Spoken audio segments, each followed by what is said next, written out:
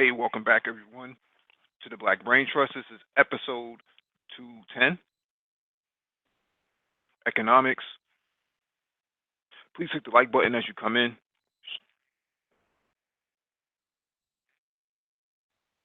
Share the video if possible. There's a docket and description beneath the video. And just as an FYI, we are not certified financial planners. If you want a certified financial planner, please go to cfp.net and look up one in your area. I'll give you guys another minute or so before we can get started to come in.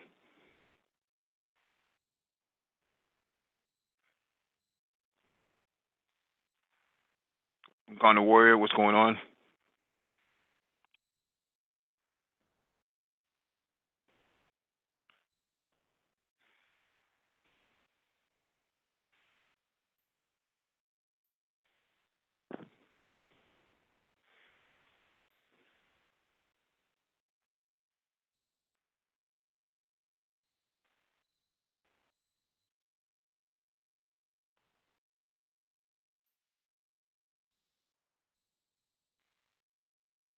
Christopher Clipper, what's going on?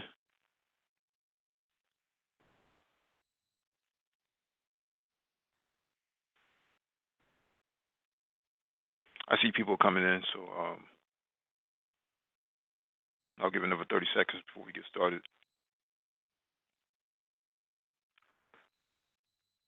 Enigma Inc., what's going on?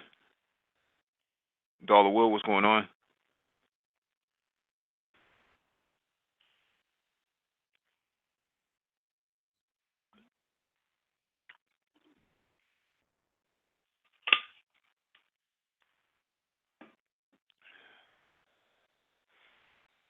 Yeah, no problem. No problem, Dollar Will.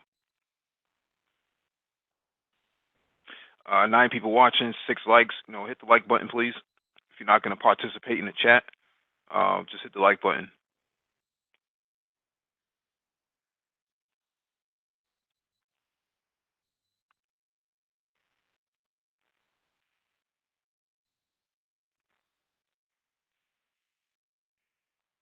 All right, let's get started.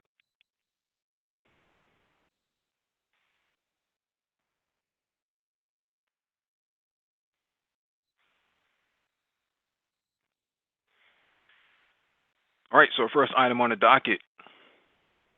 This one is from CNBC.com. Harriet Tubman $20 bill no longer coming in 2020. Mnuchin says redesign postponed.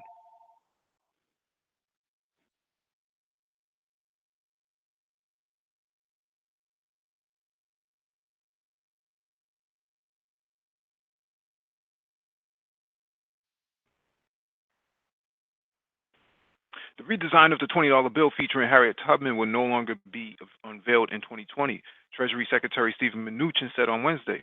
The unveiling had been timed to coincide with the 100th anniversary of the 19th Amendment, which granted women the right to vote. Mnuchin said the design process has been delayed and no new imagery will be unveiled until 2028. The primary reason we have looked at redesigning the currency is for counterfeiting issues.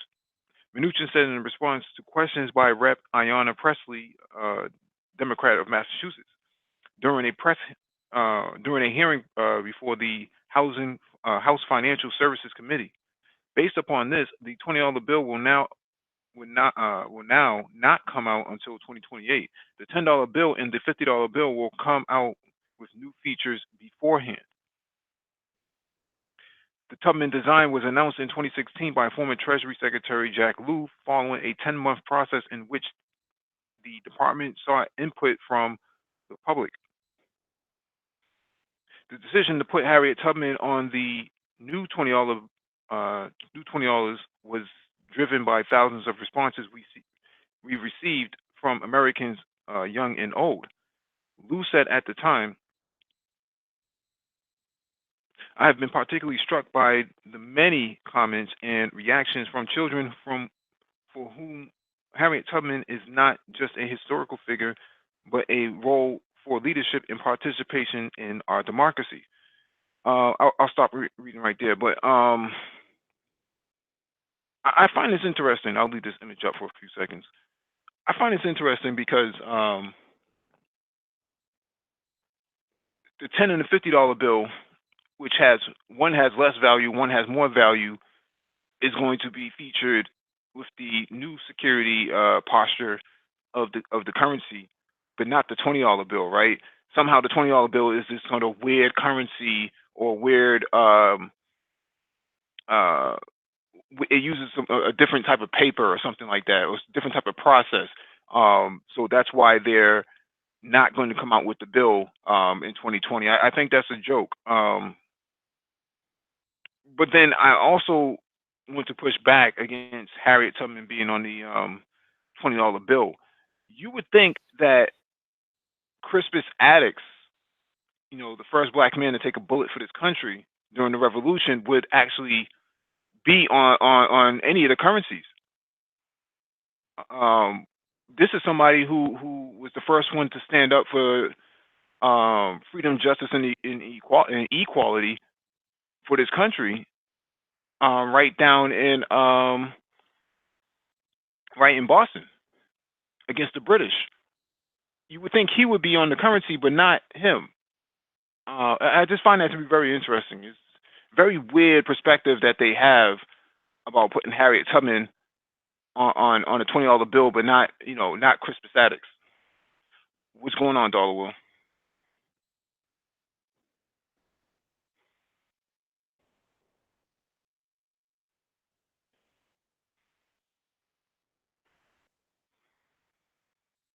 Yeah, Dollar Will's having mic problems right now, so I'll go back to the chat. What's going on, Broke Genius?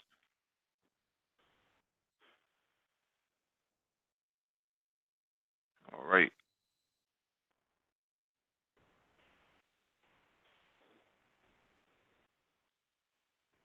Dollar Will, you should probably log off and log back on. That might help you.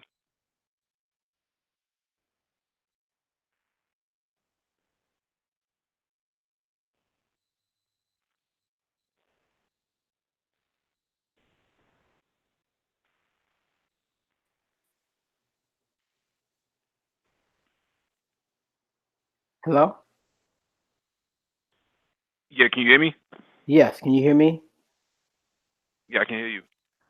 Strange thing. I noticed when you launch the Hangout link, when you click on the Hangout link, if you move that tab, if I remove that tab from the browser, like into its own window, it always has problems. Whether it doesn't matter whether I'm using Safari or Chrome. That's weird. But anyway, but I was saying, when you was reading the story, my first reaction was, I don't care what they do with the currency. But your point you brought up about why not Crispus Attucks, and it just brings home the point that the representation for or of Black people now in 2019 is Black feminists. That's it. That's the image or the proxy for the race now. Yeah. Like it or not, that's what it is. Yeah, but I think it's important that we, as Black men, actually stand up and actually make that point be heard, right? That a Black man who risked everything for this country doesn't get any representation, and people are okay with putting Harriet Tubman on the bill. I just find that to be very strange, Well, and they always ask, I mean, why not? How do we get this? Again, I have no problem with Harriet Tubman being on the bill, or Crispus Attucks, but it seems to me that Martin Luther King should be the first Black person on the bill. That to me, that just would make the most sense. What's your justification behind that? This modern America that we have right now, this is the most. I'm not saying we're equal, but we're more equal I think that any of the founding fathers ever anticipated. So this idea home of the free and equality for everyone. Black people invented that. It was a lie until black people invented it, especially in the form of Martin Luther King in the civil rights era. That's when America could, with a straight face, even pretend halfway to be the land of the free, equal opportunity for all. So when you ask people around the world what does America represent, they really pretty much quote the America that black people invented. We invented the modern America. So if you're going to say who's the most significant black person, it would be Martin Luther King. Well, I don't think that there's anything wrong with Martin Luther King being represented in some way, shape, or form. But I don't think that the currency would be the right place for him. Mostly because some of the his economic policies kind of go against the framework of even the currency itself. Like what? Give me one. The fight for equal wages and just the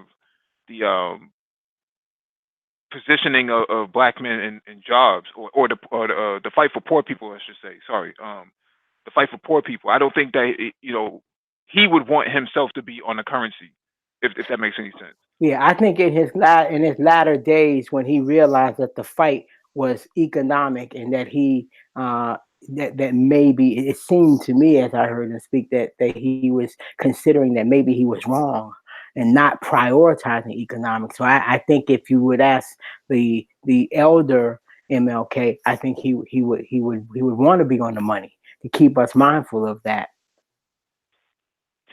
And usually when you put people on currencies, it's usually somebody who is at the foundation of a nation. And I think that's why you see, I mean, in any country, it's always the founders. It's never really the modern, post construction of or post development of a society. It's very rarely that it's ever those people. It's always the people who are the founding pillars of the society that's always on the currency. I'm not saying that you shouldn't put Martin Luther King, MLK on there, but I'm just saying that historically speaking, it should have been somebody like Crispus Attucks, right? It should have been somebody who played a significant role against either an adversary, or some form of construction of the country itself, or the I hear Constitution you. itself. Sorry. I Yeah. guess my final MLK uh, argument, and I'll pass it to Lionel, is he is a figure that's more relevant to people. Crispus Attucks. We have people alive that actually knew him, so I think I think for that would be a reason. But what say you, Lionel? Can you all hear me? Yes, sir. Can hear Yes, you. sir. Um, what's going on? How you all gentlemen doing tonight? I'm doing good, brother. So I'm well. I'm well. Um, I didn't think too much about this, to be honest. You all bring up good points. You all will bring up points of why picking Harriet Tubman is indicative of this Black feminism culture, the strength of this Black feminine culture, and you might bring up a good point saying, speaking about the symbolicness of who to pick in the first place. Yeah. say that one more time. I didn't catch the last bit of what you just said. I was saying that you bring up a point in terms of picking the symbolicness of picking who to pick in the first place. Right. Right. Right. Because you think about, like, everybody who's on the currency itself really did not play, um not so much they didn't play a significant role, but they played less of a role, if that makes any sense. Benjamin Franklin was never the president, if I remember correctly, right?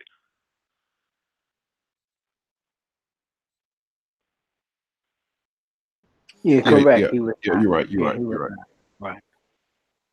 Yeah, he was never the president. He got on the bill. So I just feel like the people who really sacrificed, man, their legacy is not being honored at all.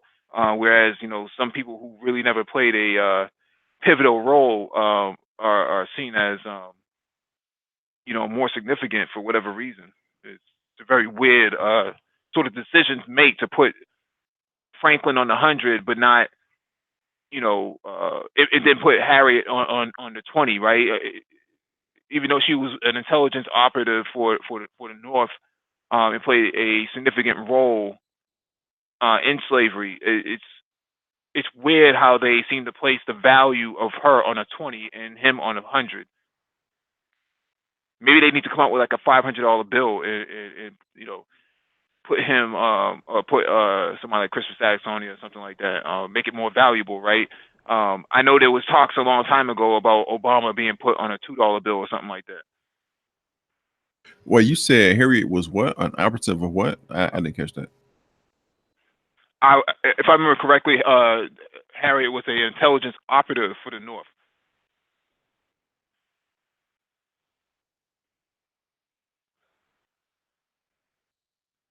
Oh, okay. Yeah, she was, and I think that somehow, yeah, I still think the idea of something. I think the image of Martin Luther King is still difficult for people. Probably more unsettling than freeing property or slaves, enslaved, freeing the enslaved. Because that whole equality thing, that's tough.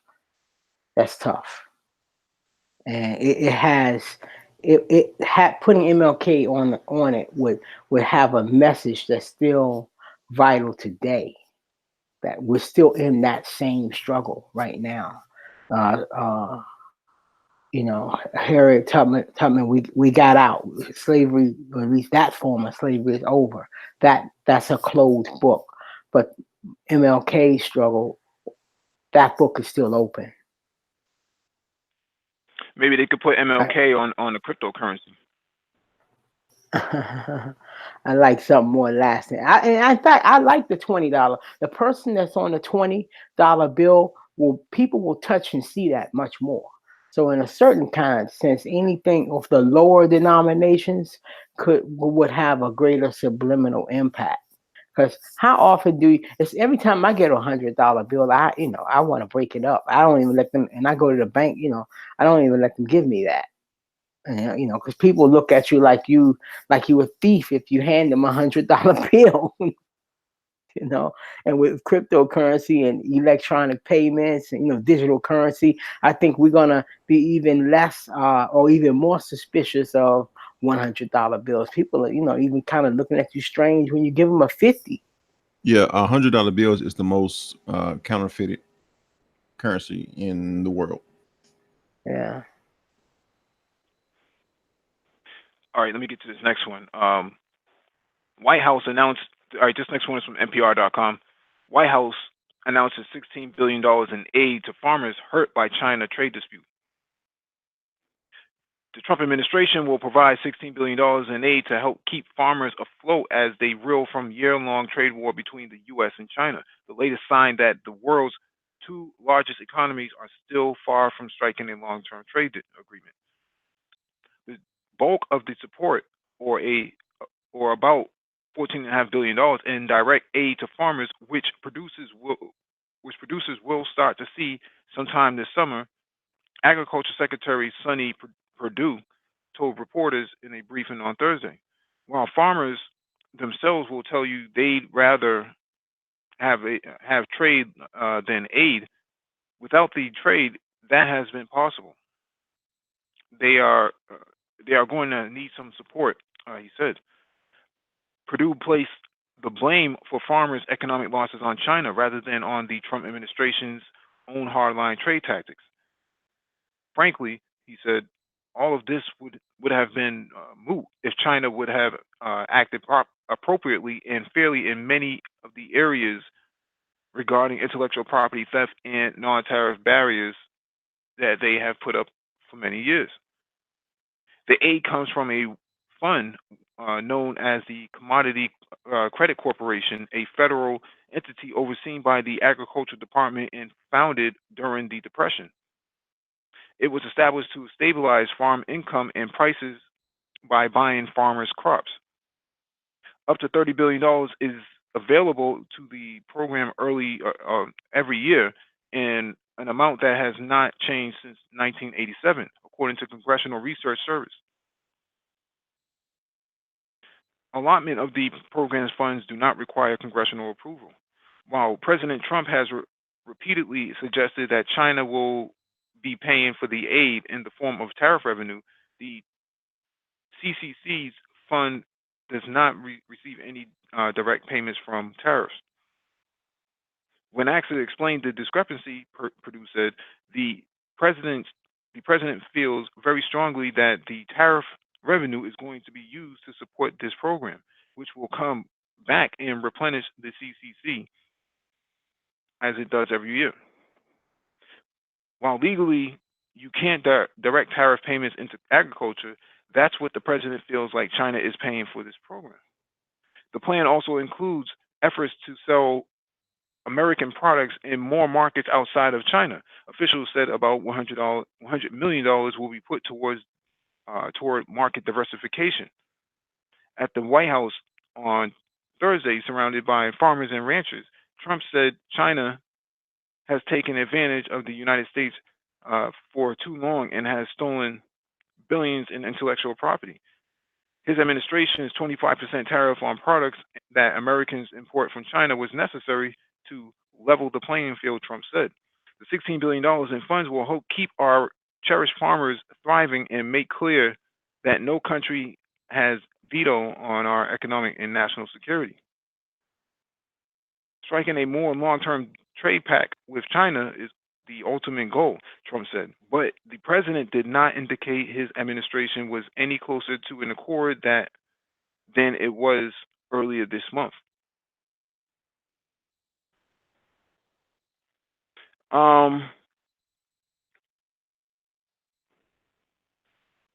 What do you think about this, Dollar Will? Because agriculture is a very fragile industry. Either you're buying a staple or you're not. Right. I think that this horse trading, I don't think I don't think either side is going through enough pain to make a deal. So we haven't hit the pain threshold yet.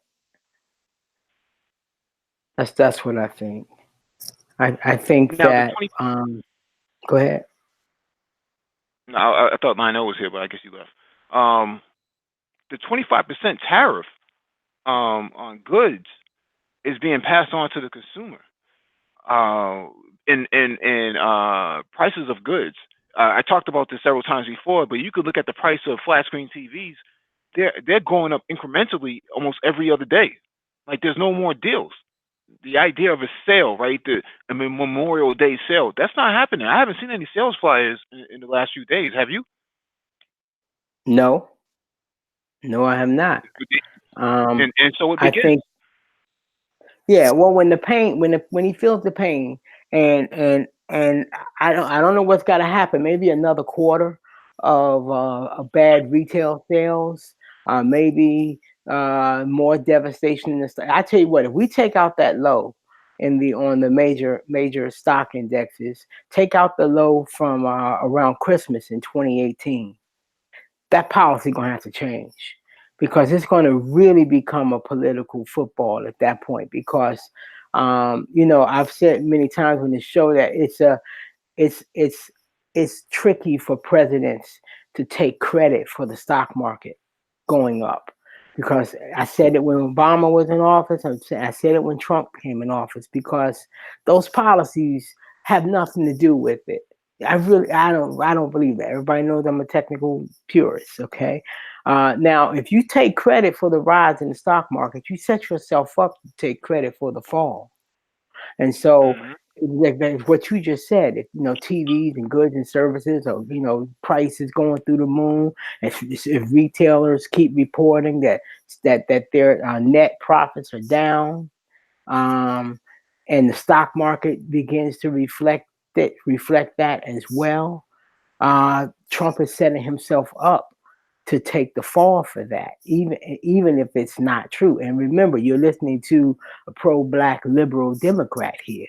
Okay, so and I'm saying that it may not be his fault, but the way he set things up, he's put the bullseye straight on him, straight on Hmm. himself. So this pie, this could be a big egg or pie in the face. So this could be a costly political error.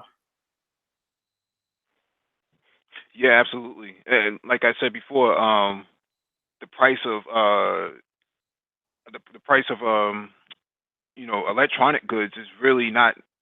It's not becoming cheaper. It's becoming more expensive because a lot of stuff is being manufactured in China.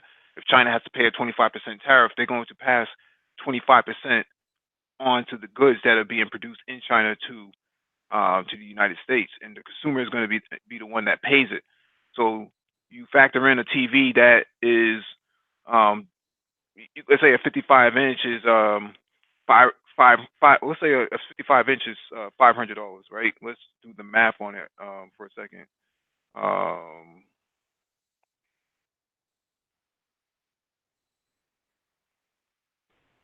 so you're going to pay 625 for a TV, right?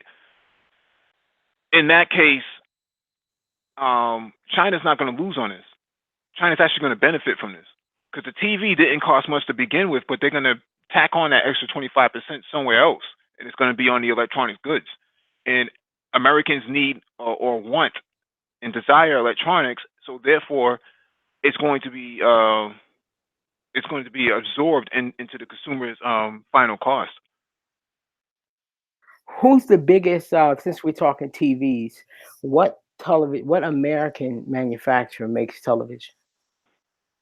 There are no American manufacturers that make televisions.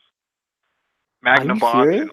RCA, Magnavox, RCA, those companies went out of business years ago. Wow, wow. And I used to like RCA stuff. So wow, I Well, guess there's no they more couldn't. GE. So where I was going with this, you just completely torpedoed my argument. So there is not like when it comes to like certain electronics, it's not like the surcharge on a Chinese or television is going to drive people to select the American made product because you're saying there are no American made TVs. No, Wow. it's one of those things. RCA, those companies couldn't compete with the Japanese brands, and at that time they were already faltering back then. That was in the '90s. Once they went from cathode the CRT based TVs, the cathode ray tubes, and went to flat screens, the LCDs. Those companies bowed out gracefully because they couldn't switch their manufacturing process to accommodate those sort of production technologies. So therefore, they no longer exist in that sense. I think the name might still be available, but they don't manufacture any TVs in the United States, to my knowledge.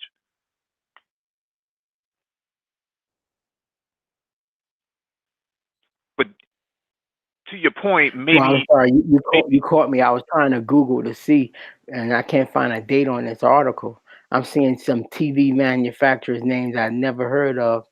Olivia, I've never heard of them. Something called Silo Mhm. Digital. I googled something to the effect of U.S. TV manufacturers. A Silo Digital, never heard of them. Of course, you mentioned Philips Magnavox here on the list, so this must be a let's see, Philips Magnavox is a company owned in the Netherlands, which manufacturing plants several locations. So it's made in America, but it's not necessarily American. Okay. Well, Thailand, It's China, and Japan. assembled.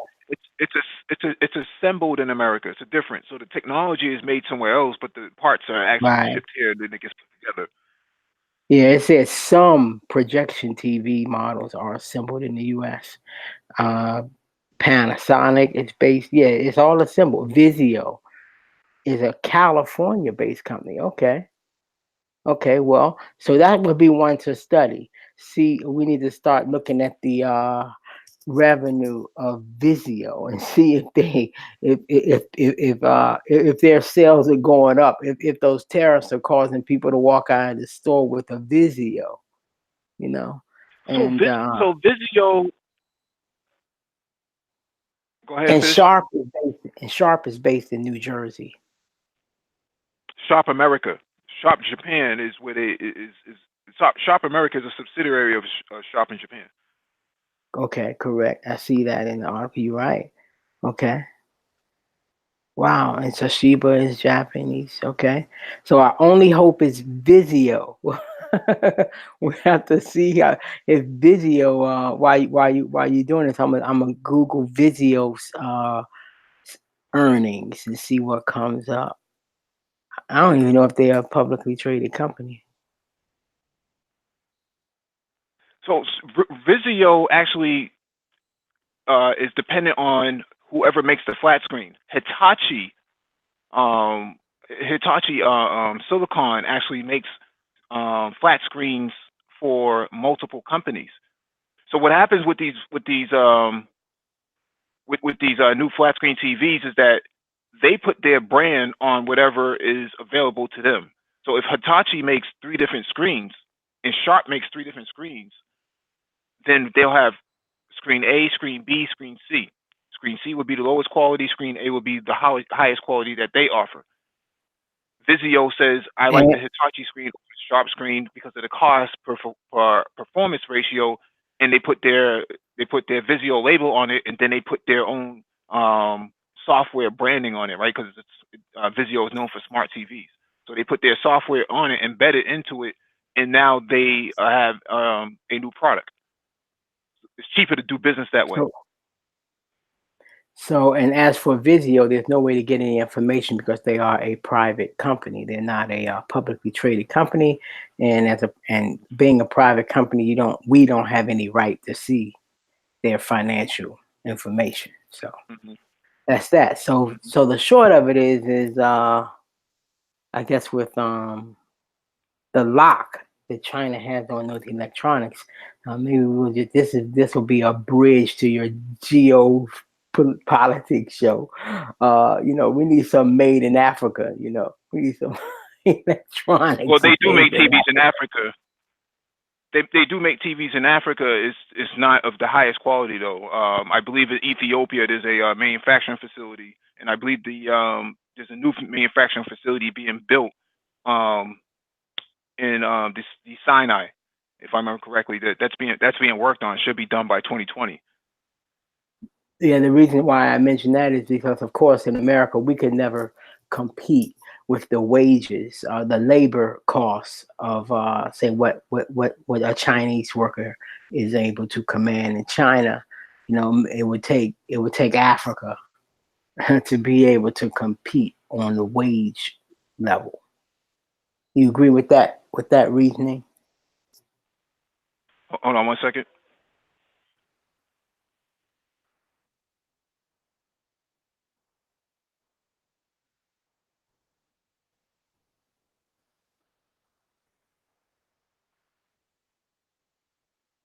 What's up, Cerulean?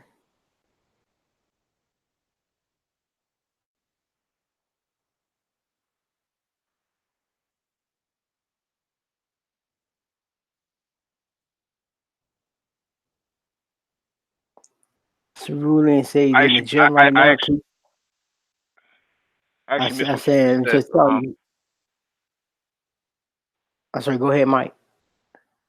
No, I was saying I missed what you just said. Could you repeat that one more time?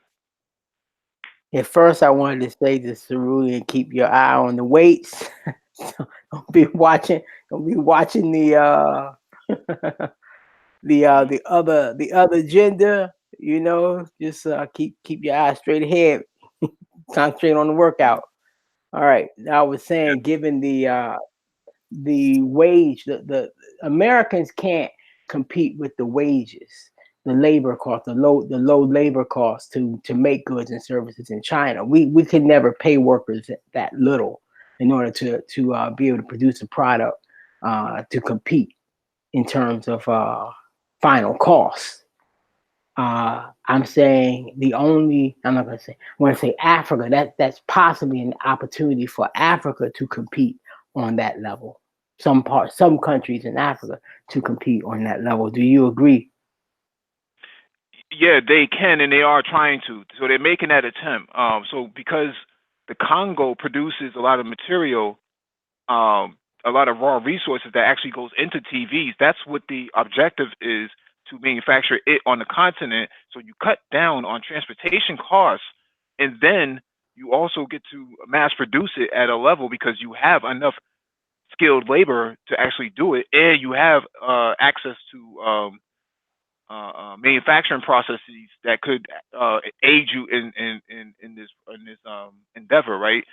Vizio doesn't need a massively big facility to produce TVs. You can do that with robots. The cost of adding robots to a factory would be something like $100 to $150,000. And that would last you for at least 10 to 20 years, 10 to 12 years. So they don't need a whole lot of employees to produce TVs anymore, like they did with cathode ray tube TVs, CRTs. Basically, those TVs go down an assembly line. The flat screen gets embedded to it; it gets glued, and then the final process is just adding the label onto it, and that's it. It really gets done in less than a half an hour. Well, since you mentioned robotics, that changes the whole game. So robotics will allow United States, to get back into the competition against China, because a robot, doesn't command wages. So America could possibly compete in terms of unit costs. What it costs to produce a unit of any, of what, of many things. If a robot is doing the labor. Mm-hmm. So that's interesting. That's interesting right there. So now so that puts robotics in a position to be a threat against to threaten Chinese labor. Well, not necessarily. You would need that in the United States to compete with China's labor. Is what I'm That's saying. what I'm saying. China can afford. Robotics, Yeah, China can afford. China can afford to run their manufacturing facilities 24 hours a day, 7 days a week. America can't afford something like that. No, that's what I'm saying. When America gets more into robotics, America using robotics will be able to compete with cheap Chinese labor, low priced Chinese laborer, because now the Chinese laborer would be competing against America's robots. To an extent, yeah, to an extent, because the upfront cost for robotics is going to be drastically higher than what it would cost to man a Chinese facility. Right. Well, it wouldn't be the first time we ran businesses that lost money for many years. That won't stop us. Mm-hmm. Let me get to this next article.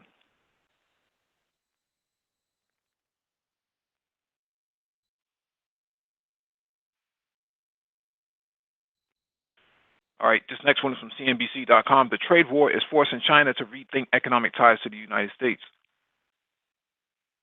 China is exploring more drastic action as a result of its trade fight with the U.S., according to the South China Morning Post. While China is open to resuming trade talks, government advisors are now highlighting the risk of sourcing critical supplies from an increasingly hostile U.S.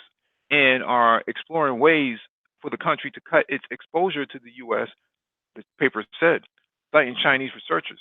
The article was titled, Donald Trump's Trade War and Huawei's ban push China to rethink economic ties with the U.S. And China is considering cutting natural gas purchases from the U.S. as part of this movement, the paper said. The idea that China should buy large amounts of natural gas from the U.S. must be revisited.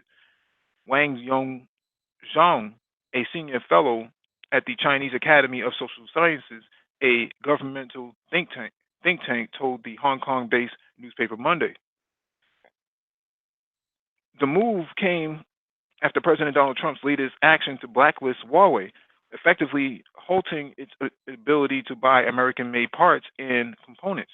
China is now threatening to stop funding an industry that the two countries have done sizable deals in. In 2017, China agreed to fund a natural gas project in Alaska worth $43 billion, the South China Morning Post said.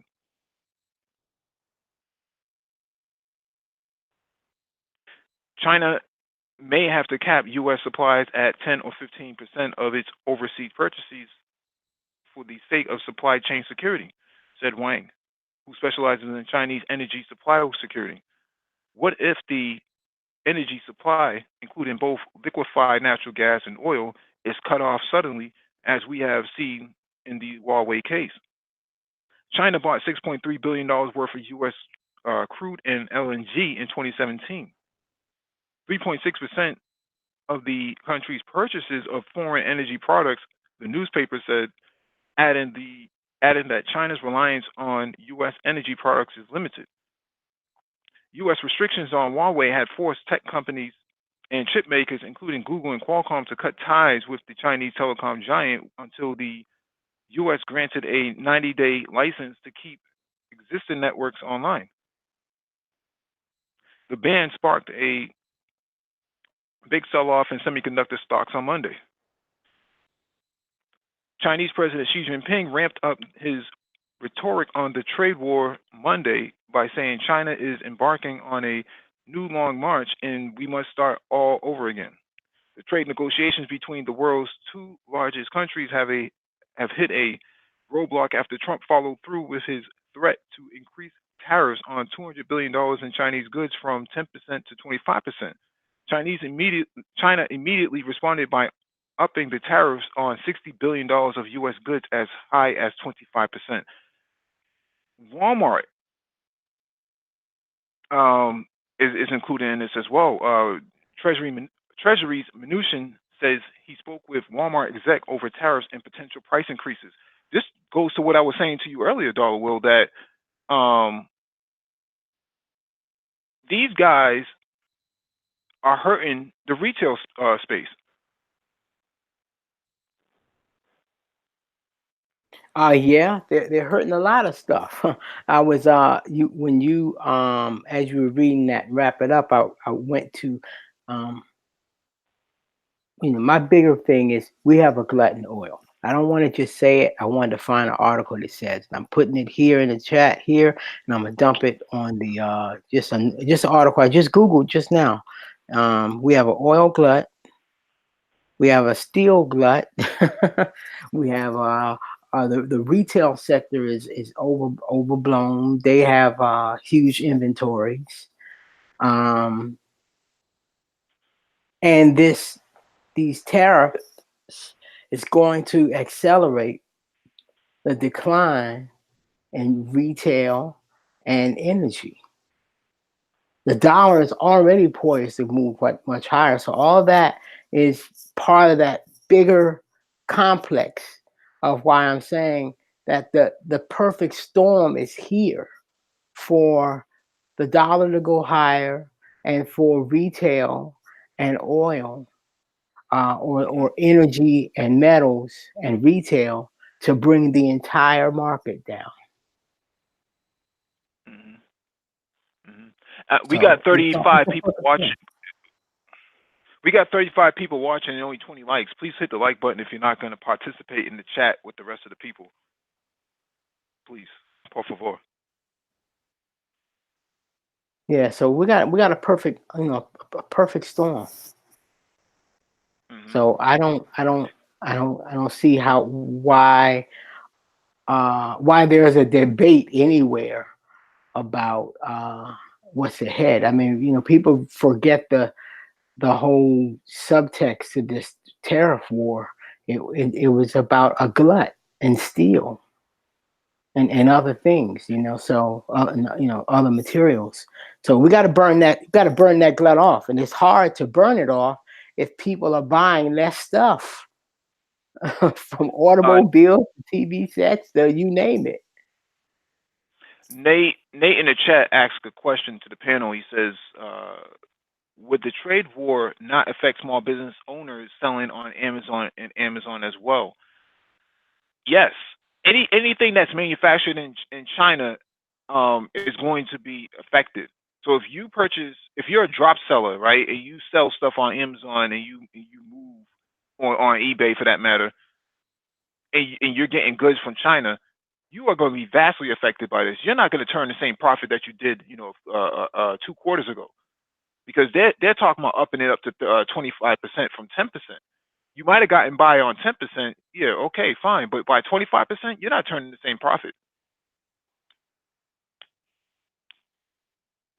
Right. And Right. it's like, as we said earlier, like we started in the article, Walmart, just like we were saying before, Walmart is going to be affected by this. Target is going to be affected by this. Best Buy is going to be heavily affected by this, because 90% of the goods and electronic goods in Best Buy come from China. They rely heavily on Chinese made goods. 42% of apparel, so your shirts and your jeans or your shirts and your pants, come from China. 74% of your footwear comes from China. Nike, Adidas, you name it. Latest fashion is being manufactured in China. If not China, and from an electronics perspective, it may be manufactured in Taiwan, or it may be manufactured in one of the other provinces. But the point of the matter here is your core electronic staples, your flat screen TVs, your tablets, and your phones are being manufactured in China. That same iPhone that was what was it, $899? Guess what? That thing's going to go up to at least $1099. Not because it's better, but because of the tariffs. Well, I would say, if I'll answer that question, 2 ways. One, we're just in a global slowdown. So yes, that's going to affect people doing business on Amazon. However, I'll put an asterisk beside it. Depends on what you're selling, because retail type things, which is what first comes to mind, or things that we call discretionary items. That means things that you want but don't need. Discretionary spending is reduced when times get rough, but there are other things that people need, like staples. With people going to get more comfortable buying food online, and other things that would fall under that category of staples, food and drugs and medicine and stuff like that.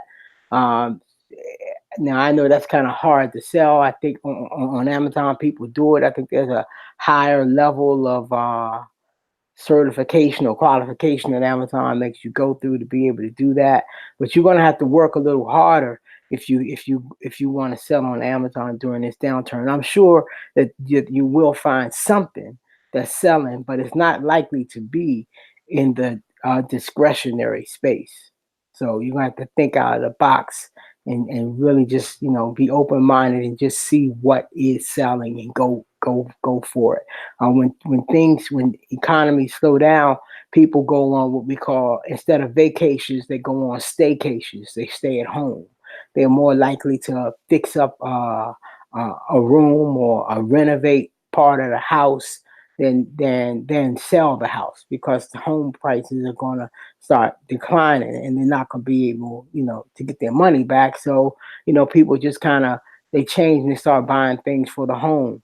So, and a lot of that stuff is going to be purchased on Amazon. So it kind of links with the same kind of mind shift. It links with the same mind shift I'm trying to lead everybody to when you're looking at the stock market, to kind of start peeking at food items and other consumer staple items that you will hear me talk more and more about. I'm going to spend less time talking about technology and all that sexy stuff, because this is not the time for it.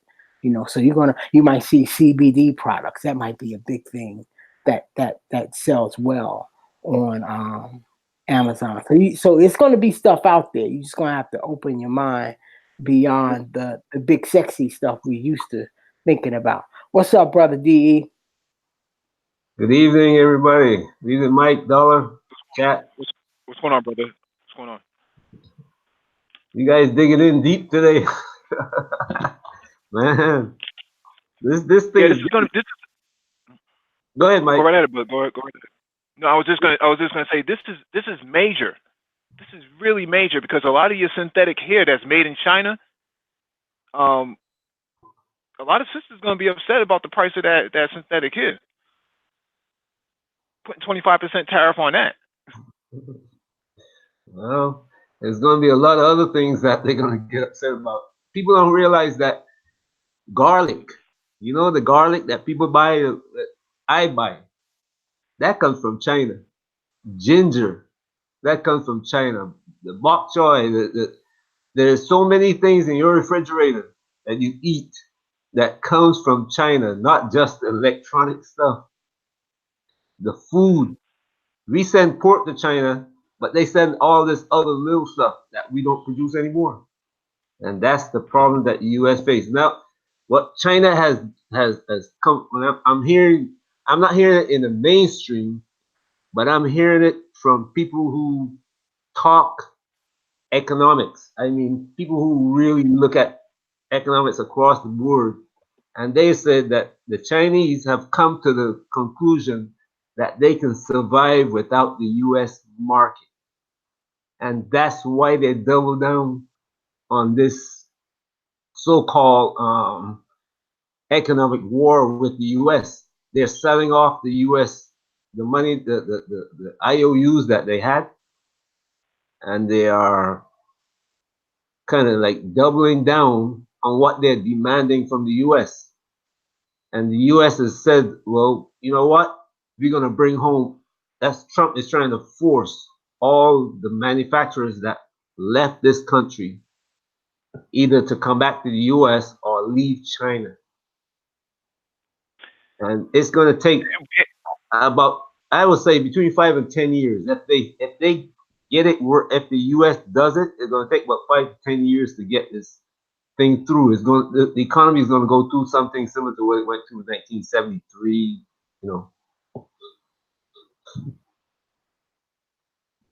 Hey, Yeah, we got 37 people. We got 37 people watching the chat, 29 likes. Please hit the like button if you are not going to participate in the chat. Dr. Yaya, how are you doing? There's a few comments in there I want to get to. yeah, I saw one I wanted to comment on. Yeah, Christopher Clipper said them Jordans are going to be expensive. Yeah. They may you may start to see more knockoffs. This may open up a black market if the tariffs stay in place, depending on how long. I think this is going to be probably, for the rest of the summer. As long as the campaign is going, for 2020, they'll try to keep this up as long as possible. But Jordans, things like that, things that are non-staples that are very desirable as consumer goods, it's going to open up a black market. You're going to start to see those type of things getting knocked off in factories and stuff like that. People selling them on the streets for dirt, at dirt cheap prices. Kind of like with the Prohibition era with alcohol. People making moonshine in their back cupboards. I mean, their back of the houses and stuff like that. Trying to sell it on the street. You're gonna start see people fractionalizing the Jordans that already exist. So whatever Jordans they can get their hands on, they'll gladly share those Jordans at a small fee. Imagine that. Imagine you put your Jordans onto the blockchain and you fractionalize it, and if somebody wants to wear it on Tuesday, they put it on, they put their bid in for it. Yeah, I'm sorry. I meant to add on when we were talking about my answer to the Amazon thing. The second wave of this downturn is once the sales go down, you have the layoffs come. Okay, when the layoffs come, people don't have the money for discretionary spending. So stuff that you don't need, not going to have the money to buy. So everybody's going to feel it. Bell 4148 says, "Stop scaremongering. The U.S. needs to be forced into production." There's a thing called a business cycle, and and there's a time to ramp up, and we've just been through it. America's coming off the longest bull market in its history. It's everything has to reverse for a period. That's the natural way. You can't just by policy make things keep going higher and higher and higher. Wages are not keeping up with inflation as it is, and so part of that correction is to bring all prices down. So it's just a natural part of the process. I want to say right now that we are not financial advisors or anything like that. We're just some guys on YouTube sharing our opinion. This is for entertainment purposes only. Consult your financial advisor on what's that site, Mike? CFP.net. There you go. Can I say So, one point there? yeah, Go right ahead. Elevation Allah, brother. I know you would like to see a lot of black people go back to work. But when things get rough, guess what happens? We're the first to go unless you are in a job, a position where you can command. Either you have your own business or you are in a occupation that you are needed, absolutely needed. If you're a plumber, if you're an electrician, just look at the way housing is going to go. Dollar was just telling you about it. So instead of selling their house, people are going to be doing repairing. That's the position you're going to have to find yourself in. yeah. No, the electricians going to be in those tradesmen. They're going to be they will probably still get work because of the renovations going on. Yeah. All right. People This are next adding one is from rooms NPR. into their house. Go for it, Mike. All right. This next one is from NPR.org. In Trump's trade war, Americans will be asked to show economic patriotism. Bob Bess enthusiastically supports President Trump's tough policies against China and other countries. "I'm not a big tariff guy. I'm a free trade guy," says Bess, who manages a heating and air conditioning company in Kennesaw, Georgia. "But sometimes when the bully just doesn't listen, you've got to punch him in the mouth, and that's what he's doing." Best supports the president's actions even though they affect him directly. The price of heating and air conditioning units that his company sells went up by as much as $150 a piece after the cost of building them went up because Trump placed tariffs on steel and aluminum imports last year. He had to pass the increase to his customers. We just got finished talking about that, dog. Trump will have to appeal to Americans' national pride and even their patriotism to succeed in leveling the playing field with China. That's because virtually every American is likely to feel an impact if Trump's tariffs go forward on just about everything imported from China. He will have to persuade Americans that what's at the stake transcends their own interests. Sounds like the black community. Americans may not like paying higher tariffs, may not like paying higher prices on imported products, but they are more likely to tolerate them if they perceive that American values are at stake, says Henry Olson, senior fellow at the Ethics and Public Policy Center. "I think you have an element of patriotism," Olin says.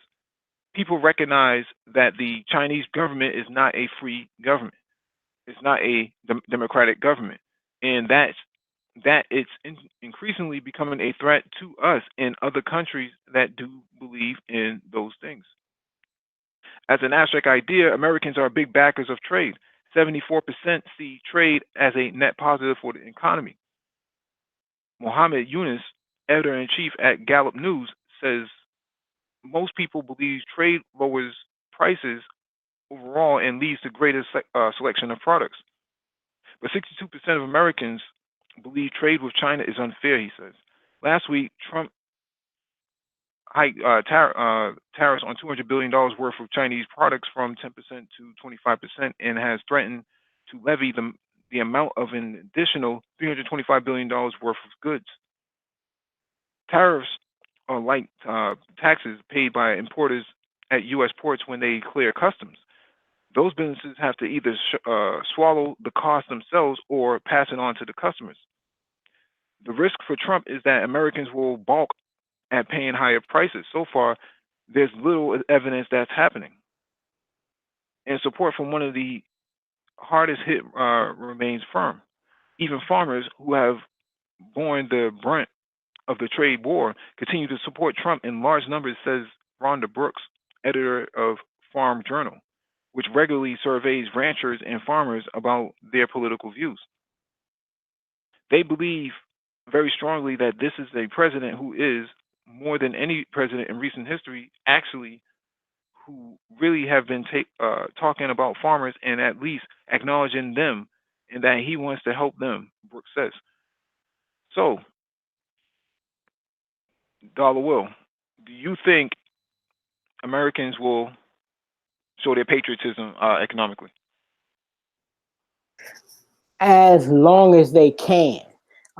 When the layoffs come, we won't be able to. So the end game to all this, or the I'm not gonna say the end game, the goal in all of this, in my opinion, is to give American companies a chance to get their inventories under control. Okay, to manage inventory, to get rid of that supply, help them manage that. We're going to go to what they call just-in-time production. I'm sure you guys heard of that, but in boom markets, you don't hear that phrase bandied about. In just-in-time production, everything's kind of like almost made to order. When you go to the store to buy an item, they'll tell you, there's a rain check. You got to come back in a week or two to get it, because they don't carry, the store doesn't hold it in inventory in the store. But in a brisk market, when you're in the middle of that growth cycle, companies have no problem going to the bank, getting a loan, paying for the item, and storing it in the back room, because they know you're coming to get it, and you walk out the door with it. But you're going to notice now when you go to the store, they're going to tell you, we got to order it. Here's a rain check. And then you're going to be like, well, I'll just go to the next store. And the next store is going to tell you the same thing, and that's when okay, we're making some progress here, because that's the goal for these stores, to be able to get their inventory under control. Because you're starting to see a trend in these earnings report where the revenue will be high, but the earnings will be low. Well, again, I'm a technical trader. I used to be into the fundamentals from when I was into it. What causes that top line to be high like that and the bottom line to be low is the payment, the money for the item sold comes later. So you got a lot of stores getting stuff on credit, and so they'll get the item and pay like a month later, a month or two later, and so or even more than a month or two later. And so when the money comes, so that revenue gets counted in that quarter, but the earnings were low. So that's why people can get confused about the fundamental data. They'll say the top line, the earnings was up 36%. I'm sorry, revenue is up 36%. Then they'll say, but earnings was down 10 cents. And you go, wait a minute, how that happened? That's how that happened. But as the quarters go on, you're gonna find the revenue and the earnings are going to be negative. But by that time, the stock market will have already done serious damage. But yeah, that's something to keep an eye on, you know. It's like what I'm saying is not going to make a whole lot of sense right now, but you'll hear it later. You go, yeah, Dollar Will did say something about that. It just comes from having some gray hairs and having seen the movie before. That's all. What's up, DE? You got something for us? Well, the problem today is that a lot of us don't have a lot, don't, we weren't taught. As I was talking to my kids about some of this thing, and when I was in high school, and we were taught something called home economics, and today's children, they don't even teach them anything to do with economics. You got to wait till you get to college, you know. And if you don't go to college, you just find out when you get into the store, hey, the price of this thing just went up, and you don't really understand why it's going up. What are the causes for these things to happen? So it's kind of like a shock to you, and then you blame the president, your congressman, but it has nothing to do with that.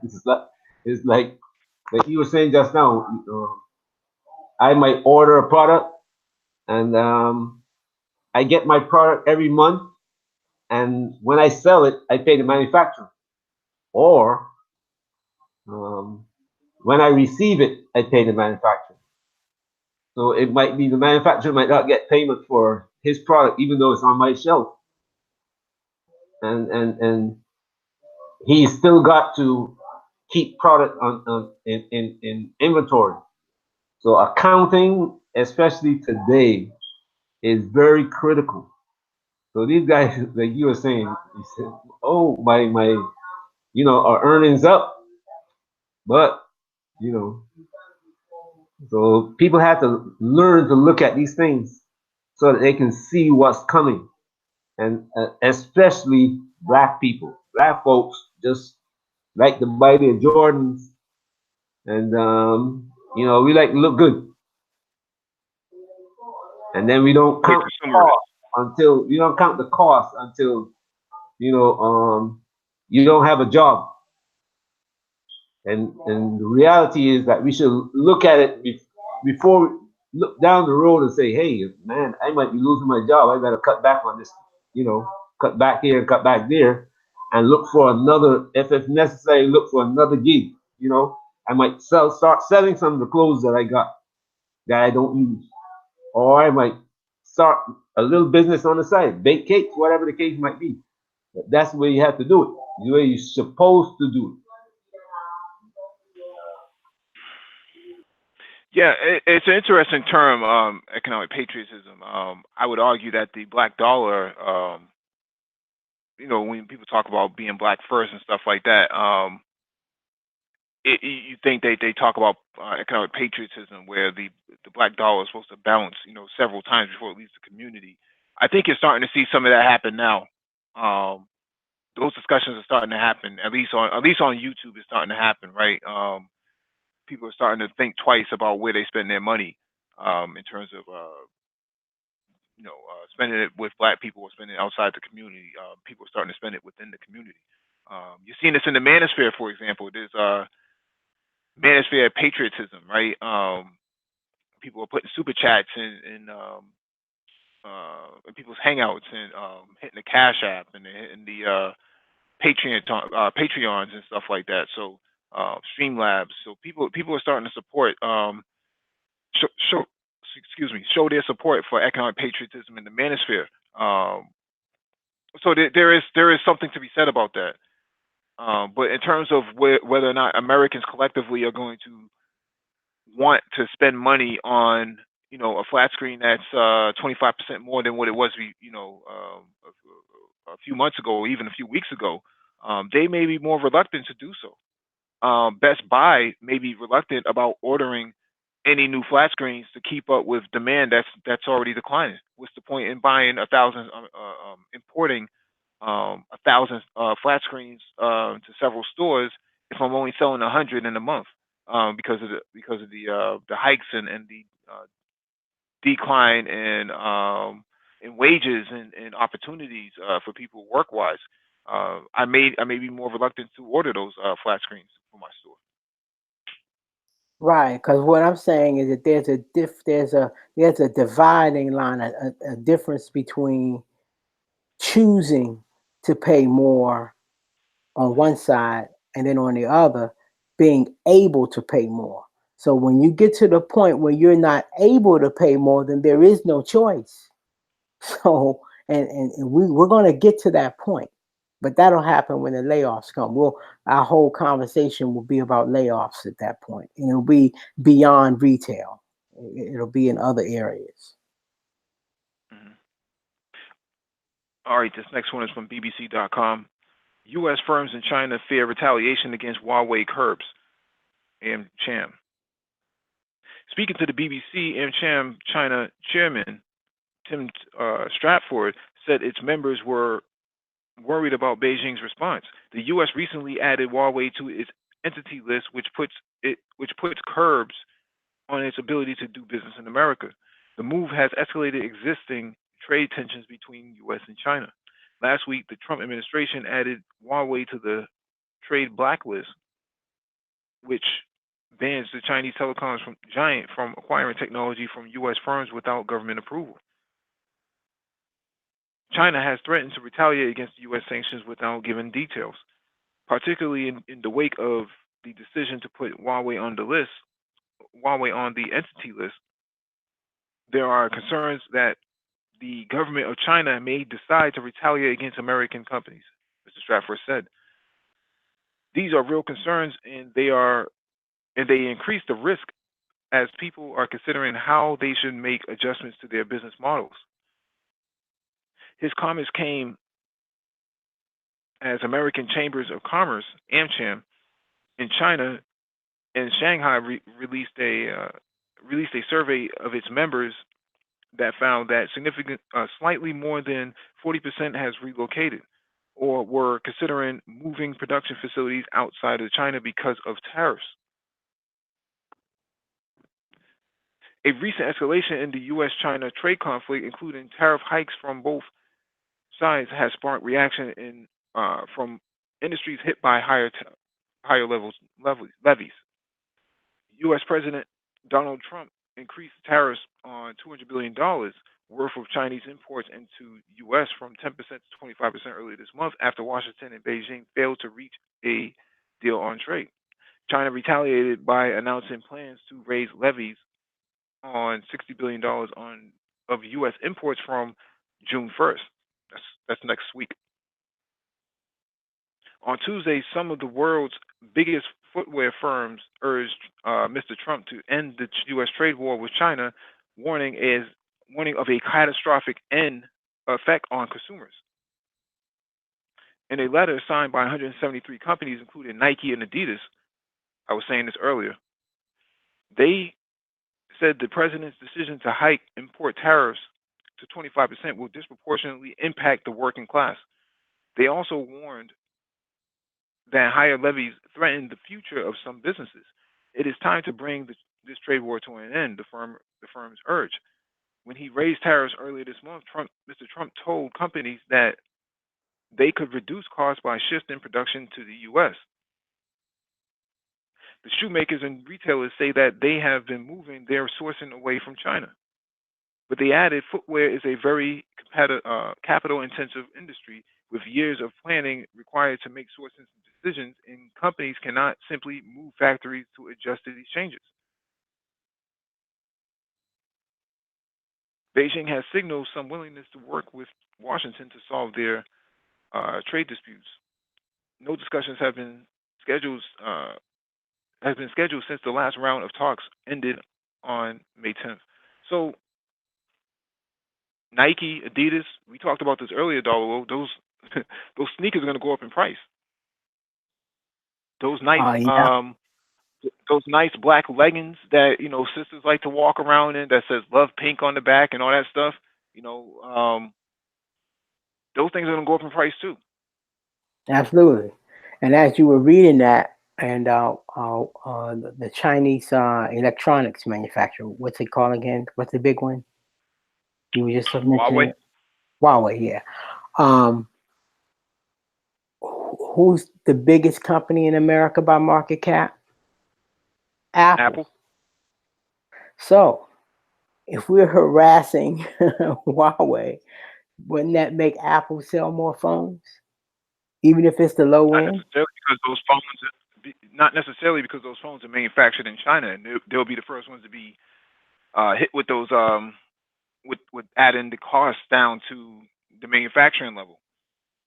So if Apple is producing, if Apple's phones are being produced in China, Chinese companies, manufacturing companies like Foxconn and Honhai and those other companies, they're going to pass that.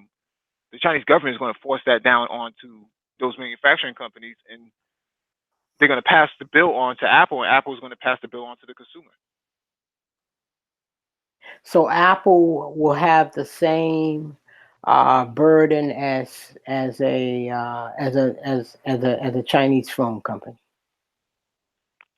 They'll have similar financial burdens, but not the same technical burdens.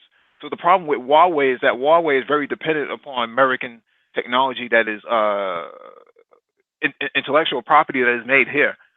You know, so a lot of what goes into a Huawei phone actually comes out of the United States, and that's what's hurting it, right? So this is going to force China to stop producing their own chips, stop producing their own memory. Micron is an Idaho-based company. Qualcomm is a California-based company. Not Samsung. Panasonic and all those things. Those companies are all tied in with America. So what's happening here is those companies can't do business with Huawei because they're under duress by the U.S. government, and basically that puts a roadblock right in front of those Huawei phones, because the newest Huawei phone is actually amazing. It's actually better than the Apple phone. It's probably one of the best Android phones you can get. What I was looking for was a winner. Is there a winner in No, this? no one wins. No one wins. No one. No one wins in a trade war. This is a boomerang effect to American companies because they can't sell their technology to China. They're screwed. So even my argument that it will help us deplete get our inventory under control when it comes to electronics, maybe not, because you're saying the biggest customer of those American companies is the Chinese manufacturers. Is that what you're saying? The Chinese phone, the Chinese Yeah, tech that's phone what I industry. mean. Right, Yeah, right. yeah. So we're stuck with the inventory anyway. For the most part. And what happens when they produce all these chips? If Huawei says we need 1 million chips by July 1st, well, guess what? The tariffs don't allow for not the tariffs, the trade clauses don't allow for those chips to go to China. So now Huawei can't buy those chips from America, and those chips that were produced in America just sit on the shelf that were actually meant for those phones. So what are they going to do with them? They're going to have to throw them in the trash or something. For the most part, they'll probably have to destroy them. This is like the complexity of a global economy. We're all it's like it's one world. We're all interrelated, interdependent. These companies are very intertwined. So it's like you can't find a pure American cell phone. Yeah, even the Apple phone is not a pure American cell phone. I mean, if you really look at the back of it, it says designed in Cupertino. It doesn't say made in Cupertino. It says designed in Cupertino. So this is not something to play games with. Now, who could win from this could be Africa. And the reason why is because China has been shifting a lot of its production to Africa in order to speed up access to Europe. So what I'm saying here is that you're seeing a lot more manufacturing facilities being built inside Africa. Ethiopia has a massive textile industry there where they produce goods. A lot of future goods that's going to be coming to America. later on in the year will come out of Africa as well. And but a lot of goods that are being manufactured in Africa are being shipped to Europe and the rest of the Middle East. Um, this is not good for America because it hurts China technically, but for the long term they can absorb it because they can just shift their plans on a dime. They can actually shift it to producing their own chips, which they already do, and it wouldn't hurt them long term on this process. Now, it will force them to actually start doing everything in house, but that's the hardest impact for them. But they're accustomed to doing things in house anyway, so it doesn't really bother them. So you saying if I wanted to start a clothing company called Hotep Gear, this would be the time to look in Africa to get it made, No, to get the item. this would be a perfect time for Black people to create their own sneaker lines where they don't have to buy Nike anymore. This is the perfect time to design your own clothes. This is what FUBU was designed for us, by us, right? This was what it was designed for. So now, when it comes to you know, uh, uh, um, all these constrictions, these political constrictions and these trade constrictions, this is going to force everybody to go into their own little corner and start to think of different ways of how they can actually capitalize off of these bad geopolitical decisions. And if you're if you're thinking along the lines of how do I create an alternative product, well, there you go. You got to create your own sort of Jordan style sort of sneaker, right? Your own Stephon Marbury, Starberries, or whatever they're called. Um, there's a lot that can actually be done on the ground. I don't think that Black people are looking at this from a higher level or a broader perspective. My opinion.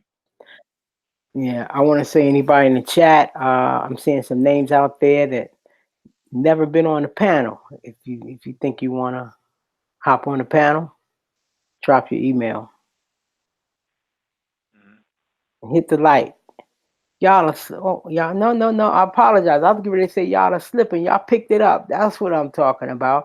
Y'all have exceeded the views. That's what I'm talking about. That's what y'all been good about that the last month. Awesome. All right, let me get to this next article from Bloomberg.com. Ford slashes 7,000 jobs as sweeping disruption hits automakers. Ford Motor Company plans to eliminate 7,000 salary jobs, about 10% of its global white-collar workforce, as pressures mount on automakers to keep pace with massive technological shifts amid signs global car demand has peaked. Eliminating the positions will save Ford about $600 million a year, Chief Executive Officer Jim Hackett wrote in a memo to employees on Monday. 7 months after the company informed employees of a salaried workforce redesign, the majority of the cuts will be completed by May 24th in North America, which is today. The majority of the cuts, sorry, that's the same thing.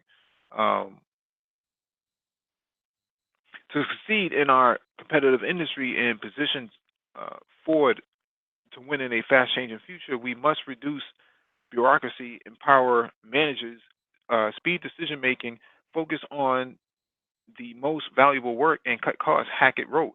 Ford is a family company, and saying goodbye to colleagues is difficult and emotional. Ford shares briefly moved higher before the start of regular trading, but were down 0.3% to $10.26 as of 10:15 a.m. Monday in New York trading. The stock has climbed 34% this year after plunging in 2018. In the U.S., there will be 800 involuntary separations, including 500 this week, according to Ford spokesperson. Some 1,500 U.S. employees have already accepted voluntary buyouts, bringing the total number of salaried job cuts in Ford's home market to 2,300. As of April 25th, Ford had 196,000 employees worldwide, down from 202,000 at the end of 2017.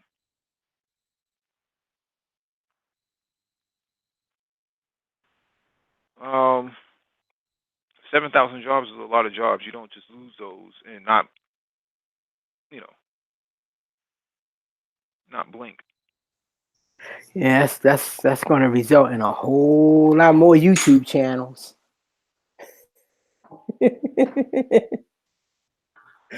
Because you're going to notice a surge in YouTube channels.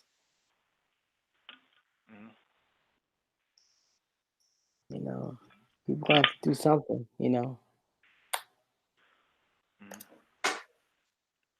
So, I don't know. Well, they're You still moving hear me? away from a manufacturing-based company to a transportation-based company, right? So they're not really looking at selling cars anymore, but more or less selling the technology and building these autonomous vehicles. So this kind of aligns with their end goals. I mean, a lot of these white collar roles that they're talking about, maybe just roles that did not have any future with the company itself. There was no sense of keeping these people on. I don't see this as so much as a bad thing, but they, you lose certain people within an organization. The impact is not always felt on paper, but it's felt within the intellectual part, or even just the productivity part of some teams. So Yeah, it's like this is a like a reorganization, a downside, because and if those jobs are not coming back, those are going to be lost to automation. well, not what you mean the white collar jobs? I'm talking about no, the line, more line worker kind of jobs. Oh, you're saying once they transition.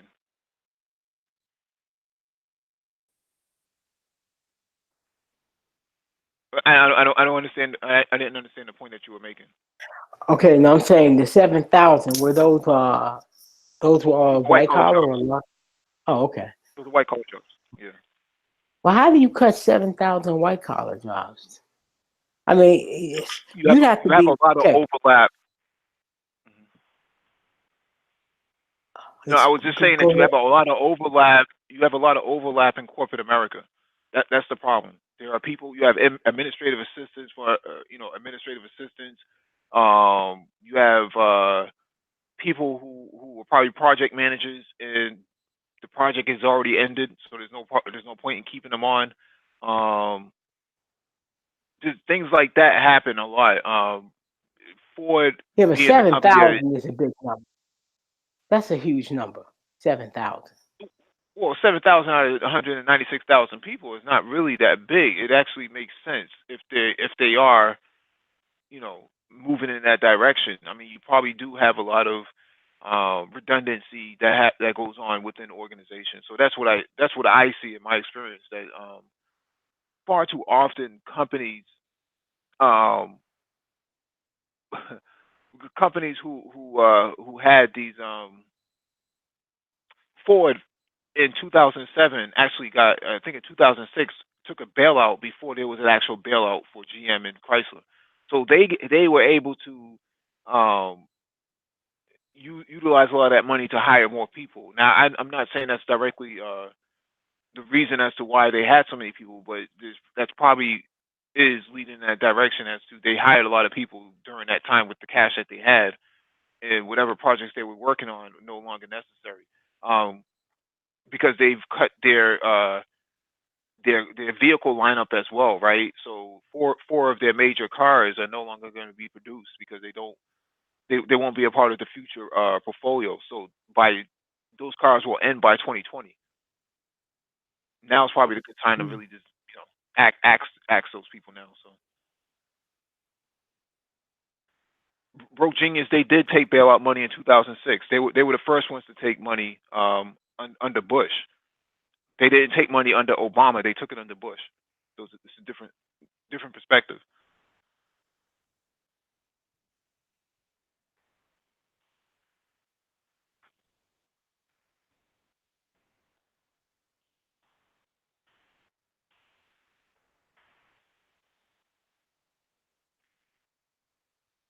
All right, let me get to this next one.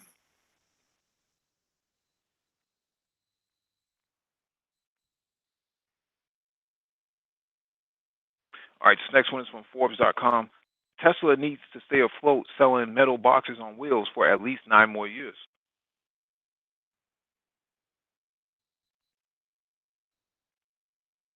Tesla looks to be in a real difficulty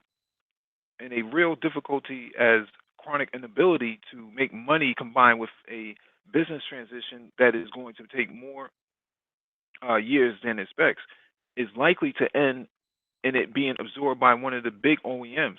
Since raising $2 billion earlier this month, their shares have fallen by 16% as there are real concerns about both demand for Tesla vehicles this year and the company's ability to make money from those it does sell.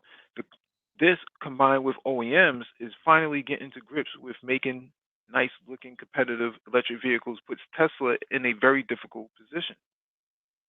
If one listens to where Elon Musk wants to take the company, it sounds very much like a service company that only makes hardware in order to allow its service to come to market. This is a classic Silicon Valley startup strategy 101. The service referred to its the service referred to is robo taxis, which sound great when we are informed that each vehicle will soon deliver $30,000 in gross profits, but this does not stand up to numerical scrutiny. This is for 2 reasons. First, time. Tesla has stated that its autonomous driving solution will be feature complete by the end of 2019 and that occupants can safely fall asleep at the wheel by the middle of 2020. Tesla states that this is possible because it has solved the machine vision problem. What it means by this is that its vehicles can understand the road so well by interpreting the feeds from 8 cameras and radar that it can drive better than humans. Unfortunately, RFM research has concluded that in reality that this is very far from the case and that Tesla is very miles away from solving the machine vision problem. RFM therefore ranks Tesla 20th out of 30 when it comes to autonomous driving solutions. Consequently, Tesla is likely to badly miss its forecast for autonomous driving and do not expect it to have a commercial robo-taxi before 2028. The second is business model. Tesla's business model for its robo-taxis to be fundamentally flawed.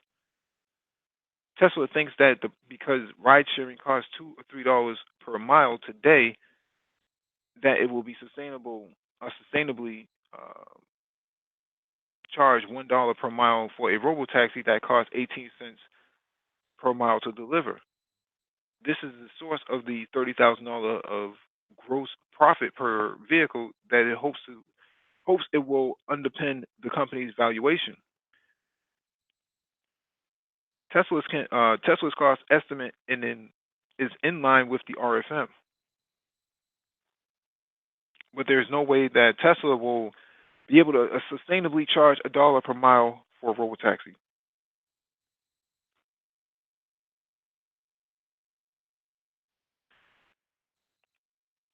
So, Dollar Will, Tesla's going to have to sell a lot more of these vehicles to stay alive.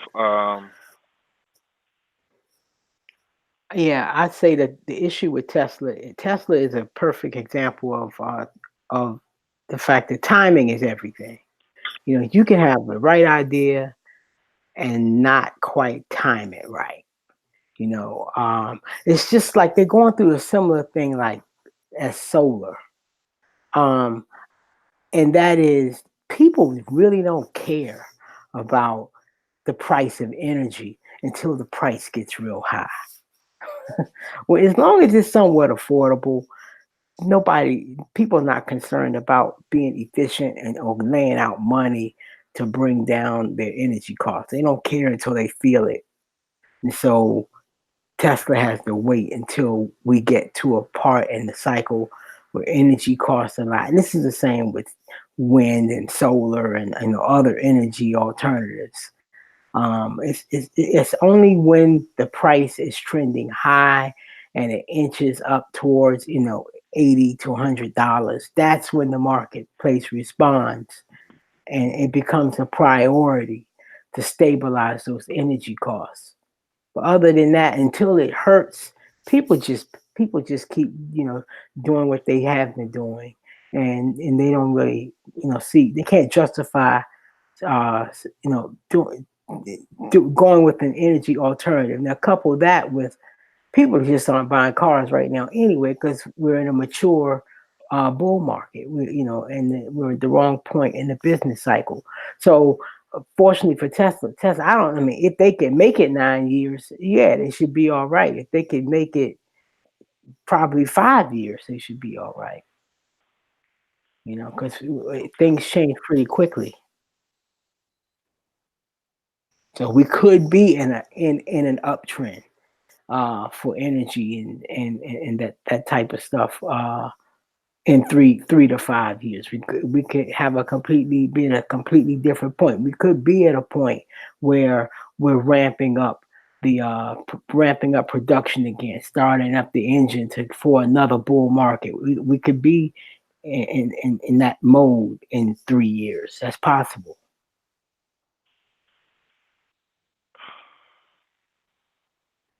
But surviving until then, it's like, how much money do they have? That's the thing. Well, they just got an injection for a few $1 billion, so they're gonna stay afloat for a while. And Well, they that canceled won't out their stop. debt. Like this article you got posted right here. That won't stop the largest company by market cap. It's some deep pockets out there, and if they see that you're weak, that won't stop them from lurking. Well, that Tesla is not looking to build cars anymore. And I think that's what the article is kind of getting to, right? So they're not looking to, sell to consumer, but they're trying to sell taxis, right? So that's the objective. Apple probably saw the writing on the wall, but we'll go over that in the article. Yeah, what I'm saying, well, once you become a publicly traded company, you open yourself up to a hostile takeover. You don't necessarily sell by choice. You can sell by force. Okay. So what by force? You can be taken. Your company can be taken. Yeah, that's understood. DE, you have something you want to add? Yeah, one of the things one of the problems that Tesla has is that it doesn't create it really doesn't create its own technology. It buys parts from China. Say you want a motor, it doesn't manufacture the motor that goes into the Tesla. The battery, Tesla doesn't manufacture the battery. So actually, they do manufacture it with Panasonic. Well, they manufacture their batteries. Okay. If say China, for instance, China is producing its electric car. It's starting to produce an electric car right now, and they are producing it at a cost that's less than Tesla. They're going to produce their car at a cost that's less than Tesla because all their everything that goes into a car in China is homegrown, or a majority of it is homegrown. So what happens now? It's going to compete with a Tesla, who is buying some of its parts from the same manufacturer that produces cars in China. I don't know if I'm putting it correctly. I'm saying it correctly, but that's one of the problems that Tesla has. Tesla is in a market where the competition is growing every daily.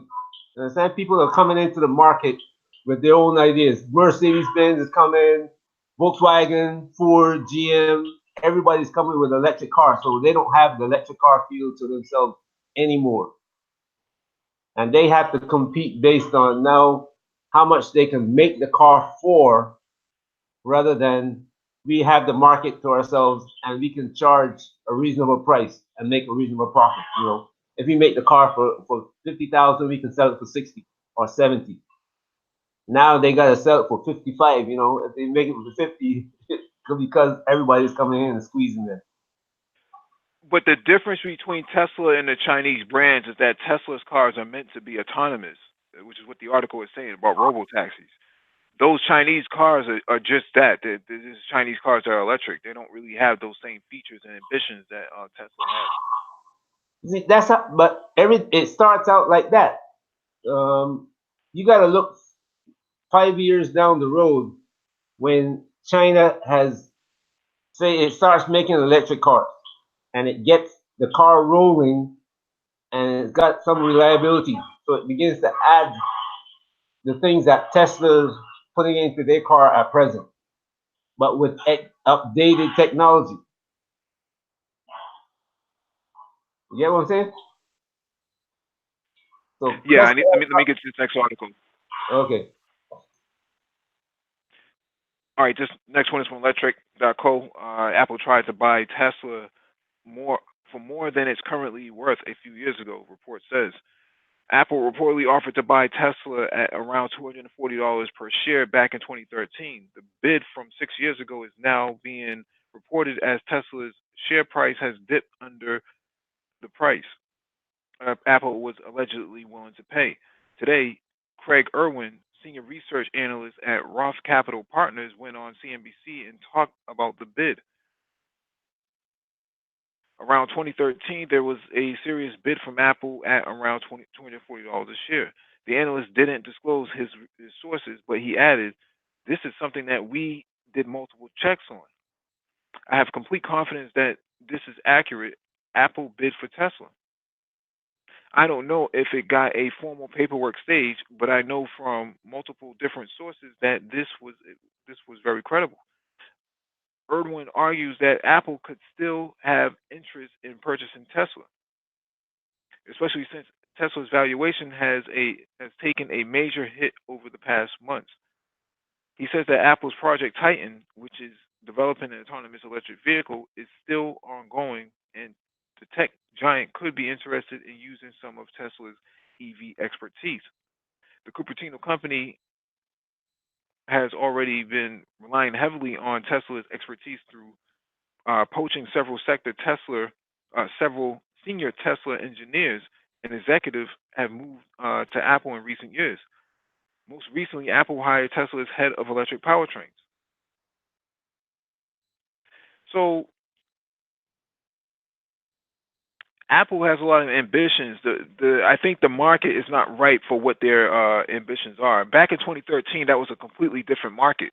You were coming out of a 2009, 2008 slump, and the market was starting to rebound around 2011, 2012. So 2013 made a lot of sense for them to go after Tesla. But in all actuality, in 2019, that's not a good idea, especially for a company like Apple, whose core market or core consumers are at gadgets and wearables. A car is not a wearable. It's not a gadget per se. I don't think you can sell an Apple car for less than a Tesla, at least not in this current market. But see, that's when you have as much money as Apple had. First of all, I want to say, maybe you have said several times throughout the year, Apple is loaded. Apple has a ton of money, and it would be highly irresponsible of them as a company to not do something with that money. They have to buy something big. Even I'm not saying that the purchase would stop Apple from losing like share price, damage to their stock in the next 3 years. I'm saying Apple can survive it. They can survive it. So even if Apple was to buy a Tesla and just, their stock tanked like everyone else's, Apple could rise from the ashes again and get right back to the top, be even stronger on the rebound. So If Apple, or let me say it this way, since Apple was interested in buying Tesla in the past, I can't think of any reason why they wouldn't still be interested. The only difference from my perspective between then and now is we were in a growing economy, uptrending economy. Now we're not. So just as Apple is noticing or experiencing their own slowdown in sales, they know that whatever Tesla costs right now, a year from now, it's going to be even cheaper. So the only reason, I mean, the only thing Apple has to worry about is somebody else swooping in and getting Tesla before they can move. But I'm sure Apple is watching that stock price in Tesla, and I I would be surprised if they don't make another move at it. But there's no reason for them to rush, not at this price, if they know that it can be, 50% cheaper in a year or whatever. I mean, this downturn. I mean, if this is it, I can't really definitively say this is it until we make a lower low, a low below the low we experienced in this past Christmas. If the market goes below that point, then Wall Street will be of the I would say near unanimous opinion that we are in a downturn, and at that point things will pick up speed, and Tesla will just get cheaper and cheaper. Yeah, dollar. But a question comes to mind: what will Apple gain by picking up Tesla? It's a hot product. It's a high price tag product, and and go ahead. No, I was just What were going you to say saying? Apple is not going to put their label on a Tesla. That's just not going to happen. What they want is access to the technologies, not to the actual car itself. The car is irrelevant to Apple. When you buy the company, you buy it all, right? You're not going to take a Tesla. If you're Apple, you're not going to take a Tesla and just put a half-eaten Apple logo on it. It's just not. That's not their MO with purchasing Tesla. What they want is access to the intellectual property, and they don't I'm have not that. debating that. I'm not debating that point. I'm saying it doesn't matter if you. But it's Apple is in the consumer products business right now. Okay, and the computer is in the car, music is in the car. They're in the record business, computer, and the automobile now is big computerized device. Okay, so I mean, whether they put a half Apple on it or not, it doesn't really matter. They can still be owned by Apple and still be called Tesla. I mean, it doesn't matter. They have to do something. When But you get as big as Apple is, again, I repeat, Apple is the largest company in America by market cap. This company is, I don't even think that Steve Jobs ever thought Apple would get this big. Apple is bigger than Exxon. So they're bigger than the computer industry. They have to go into the largest industries in the world when you have that kind of money. So Apple is going to go beyond, just like Apple went into, became a music store. That's got nothing to, that's their music store. So now they have to go even beyond that.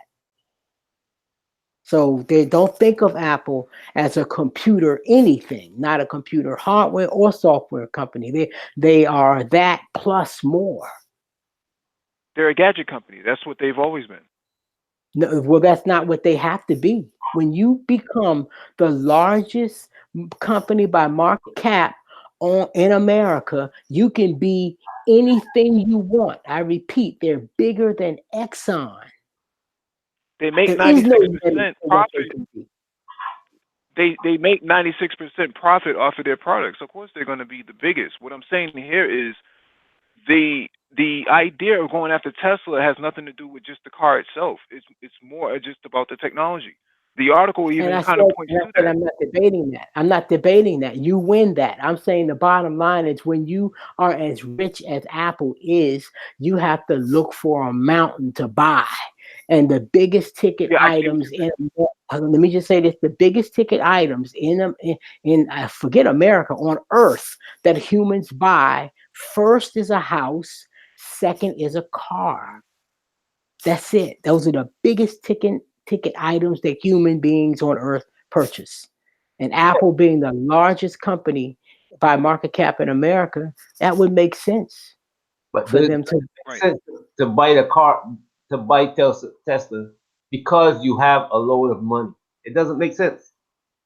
That is what you do when you have a whole load of money. Money has to keep growing, and you have to go into bigger markets. You're thinking in terms of logic, and that Apple has to have a brand and be locked into a definition of an electronics company. No, when you get to be bigger than Exxon, number one, Apple is the new General Electric. General Electric got so big, they were so confused, and they owned everything. Why did they own everything? Because they had so much money. Because if the board, the owners of the company, which is the stockholders, want one of two things. If you're sitting on a lot of money, you either have to give us a huge dividend, because remember, the objective of the company is to make me money as the owner of the company. Either you're going to give me that money in the form of a dividend, or you're going to buy something and make the company bigger. Well, Apple already owns electronics, and they're the biggest company by market cap in America.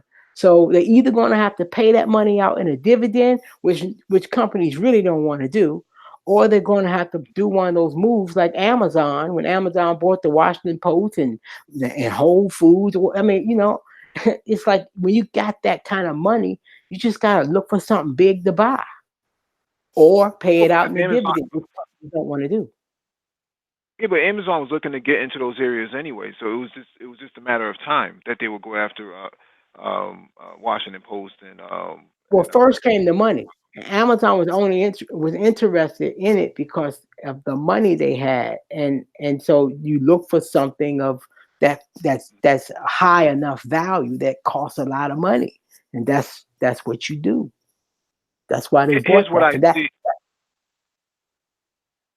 Here's what I see for Apple buying Tesla.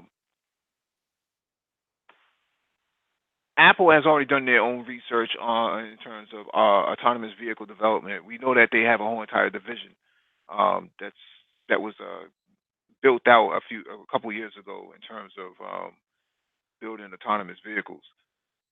Um, I believe they're probably only one third into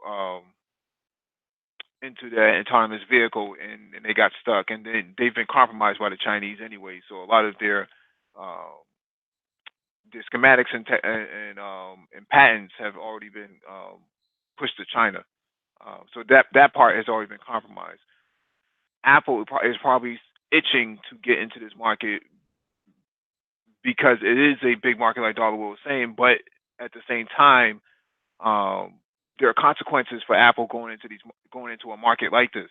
The first time a vehicle fails because of either it caught fire because of bad batteries, or the time its autonomous driving capabilities goes haywire, and causes an accident or possibly kills somebody, that will be their downfall.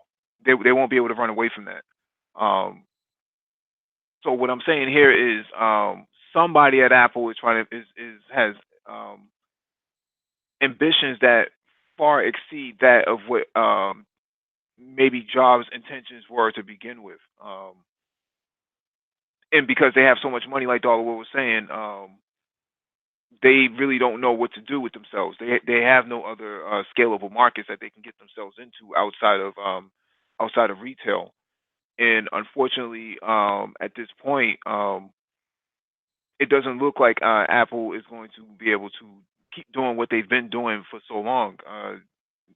Like I've said before several times, the iPhone is, for all intents and purposes, a dead product going after 2020. It's not really a product that's going to continue to sell in the way that it did initially 7 years ago. People are not upgrading their phones like that anymore. Huawei has been, a thorn in the side of Apple for so long, and Samsung has been a thorn in Apple for so long that Apple was willing to go take them to court to try to break the company down as much as possible because they knew that the threats were coming from the outside, from Korea and China. So Apple sees the writing on the wall, and like Dollar was saying, that they need to buy something major, and they at this point, they're in a cyclical loop of from a technological development. In my final piece is that they will probably come up with their own vehicle. I know that Samsung was or has been developing their own Galaxy vehicle for quite some time with I want to say it was Renault, French company, or Hyundai. So other phone manufacturers are looking at the same thing, but they're looking at it from an autonomous perspective. They're looking at it as a limousine more so than um, a luxury vehicle where it's like a Tesla with a steering wheel. They're thinking about cars without steering wheels. That's what they're thinking about doing. I mean, it's like when Exxon was king of the world. Exxon just would, they played the game of big bank tank little bank. They would just buy up other oil companies, just keep buying up stuff. Microsoft would, when they were really, really extremely huge and among the largest by market cap, that's what they did. They would just buy up stuff. So if Apple doesn't go after Tesla or something, they're gonna have to just start gobbling up tech companies, big name tech companies that they're gonna have to do something, because otherwise that management there, I mean, how can they keep their job? You can't just let money sit there. Money is power. You gotta use that money some kind of way. You can't just sit there and let the share price go just up in smoke as the value declines. You have to spend that money some kind of way. That's bad management, of the at high order management incompetence. So yeah, they know that they have to do something with that money. All right, this one is from Realtor.com. Falling stars. You won't believe the 10 cities where home prices are down the most.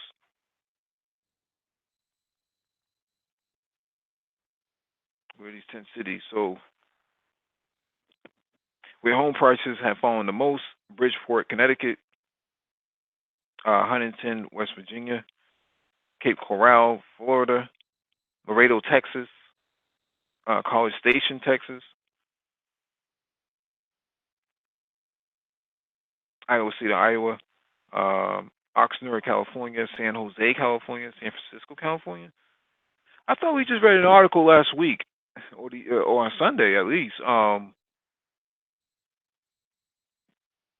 San Francisco is a very expensive place to live. I was under the impression that people Yes, were it trying to get is. out of San Francisco. Yes, it is. That would bring prices down. I'm surprised it's only down 4%. So we're gonna have to, keep watching that. Mm-hmm. All right, I was expecting to see. I'm gonna let you finish the list. mm-hmm. San Jose, California, $1.1 million median list price. Oxnard, California, median list price of $681,000. College Station, Texas, $265,000. That's actually pretty good. That's like a little McMansion, I think. Bridgeport, Connecticut, Fairfield County, $750,000. San Francisco, California, $948,000. I don't know if I can afford. I mean, not that I couldn't afford, but I don't know if I would want to live in a place like that. Doesn't seem all that viable. But let me I'm be surprised. clear. Let me be clear. I can't afford it. Well, I mean, I could afford to live in San Fran, but I wouldn't want to pay those prices for those type of properties that they have. That's to me it's absurd. But Yeah, I'm 'cause talking I about can get more than that. 948. Yeah, I'm talking about $948,000. No, I can't afford that for that's the median price of a home. No, I can't afford that. Well, keep in mind what they get paid in San Fran. But I'm surprised that Well, I'm sorry. DC Back is up. What not. do they get paid? I'm sorry. Tell us. What do they get paid in San Fran where they can afford $1 million? Is that like the median price? You work for a tech company, you might be making 140 grand a year. That's not uncommon. Yeah, but we make that in DC, and we complaining. Folks complaining when they paying between 3 and 500,000 for a home. Not that they aren't homes more cost more than that in DC, but I mean the median price in DC is nowhere near no 948,000. It's like probably I think less than half that. And somebody making 150, they're not living in no house that makes where the median price is they're not living in a $1 million home, not in $150,000. Mm-hmm. So yeah, Yeah, so Complex Design in the chat says it's not worth the price of living in the Bay Area. He's right about that. That's what I was looking at the picture. I said I wouldn't want to live over there for that kind of money. What's the point? Um, Laredo, Texas, $180,000. Huntington, West Virginia, $143,000. I think there's military contractors there, so that's probably why you have such economy down here. Iowa City, $275,000. the next time they do this poll, I'm expecting to see DC and New York on this list. They haven't started to bite it, but I tell you what, nobody gets away. No area it can survive the downturn. Some they don't all start at and stop the decline at the same time, but nobody gets away. No area is going to be exempt unless it's an area that didn't participate in the price increase to begin with. So, but All right, this see, next one is the from Barry. thing is, I'm sorry, I just want to say this. The thing is to keep an eye on those places that you always wanted to live. And stay tuned on the Brain Trust. When we throw up the charts, you stack your money. Don't go out buying stuff. Stack your money.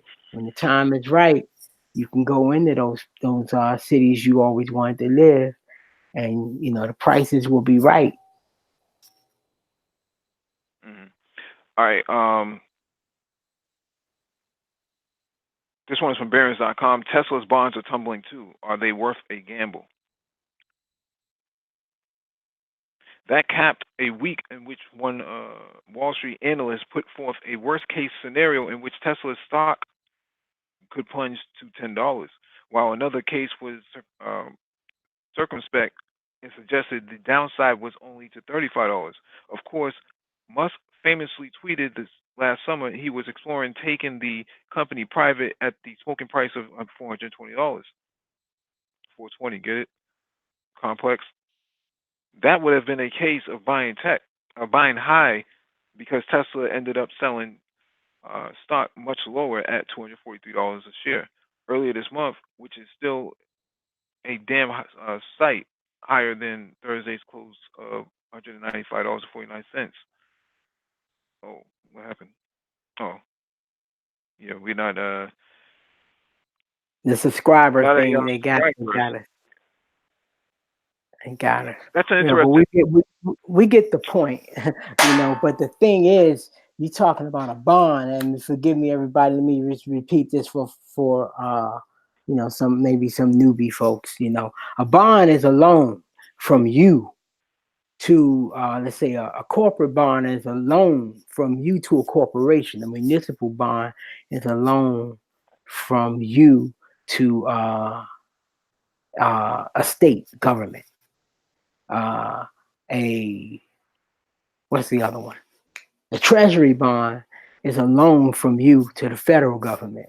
So it's pretty bad when people don't even want to make a loan or invest in bonds, corporate bonds for Tesla. So your stock is tanking, and nobody wants to loan you any money. So you're not perceived as a good credit risk. I'm afraid you're not gonna pay me back my money if I loan it to you, and people don't want your stock either. That's pretty bad. Apple got to be smiling.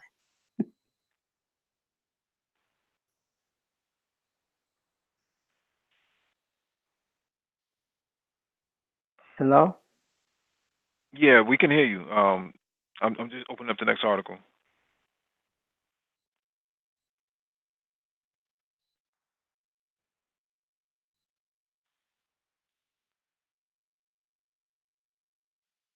All right, this one is from Yahoo. Chipotle downgraded on concerns over African swine fever and impact. Chipotle has been on a tear this year, but one analyst warned that the good times may be coming to an end. African swine fever has been ripping through Asia and has destroyed pig populations in key regions across the continent. Thus, the prices for pork have skyrocketed over the past several months. Lean hog futures have soared 46% this year. BMO Capital Markets analyst Andrew Streslick thinks that the pork meat inflation will have a detrimental impact for Chipotle as margins come under pressure. After soaring more than 54% in 2019, shares of the Chipotle got crushed Thursday under tumbling 6% midday after Streslick downgraded the stock to underperform from market perform and slashed his price target to $620 from $675. That would be a 9% move lower from Thursday's opening price. Streslick cited concerns over the spread of African swine fever for the downgrade and price target cut. We believe the potential magnitude and duration of African swine fever impacts to margins is underappreciated, and CMG is among the restaurants most at risk. Could begin to recognize stronger protein inflation as early as third quarter 2019, he said in a note to clients.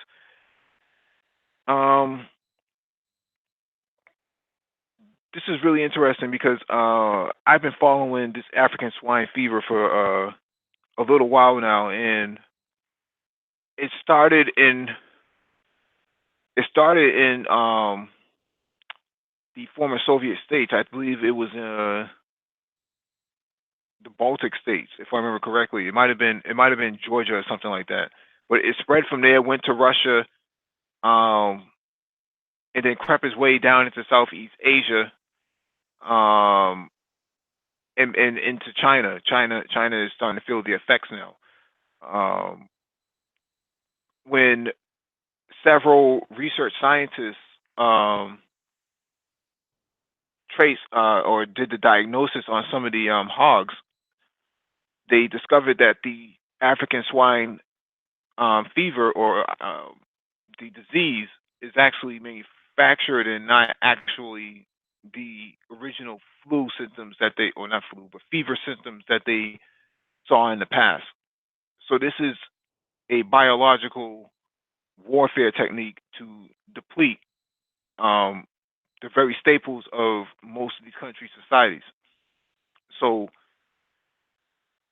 what you're seeing now is basically eliminate the hog population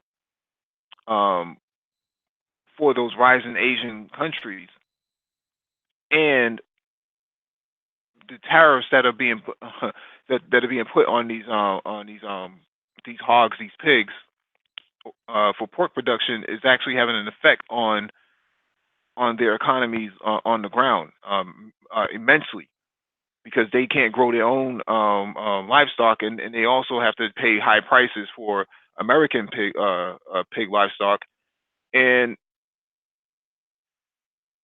they're feeling the effects. But that's why China put a stop to this as well. China, basically rejected all the hog that the United States was sending, and basically, threw that pork in the ocean. For the most part, they sat on a barge till they got, until they were no longer useful. Dollar, you have anything you want to add to this?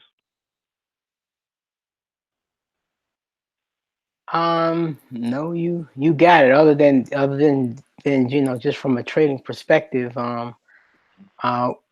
I think it's something we need to follow because again, I'm trying to get everybody to concentrate more in that food sector because that's where our money is heading right now, and so you got Chipotle and other restaurants feeling the heat of the increase in meat prices because of the swine fever.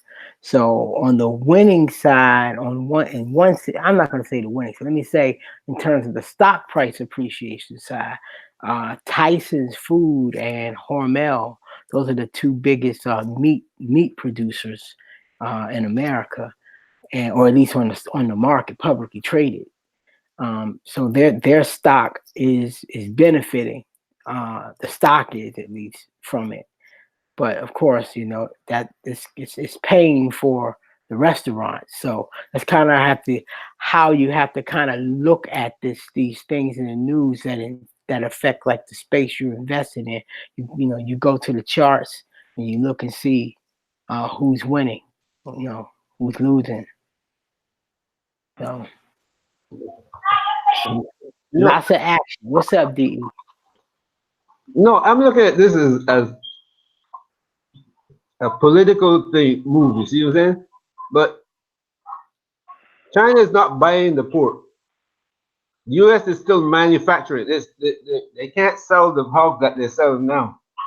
The president is already promising farmers that he's going to give them part of the money that he's getting in the taxes, the tariffs that he's putting on Chinese goods. What are they doing with all the pig that they're producing? Why is the price going up? The swine fever is going to a glut situation. Say that one more time, DE.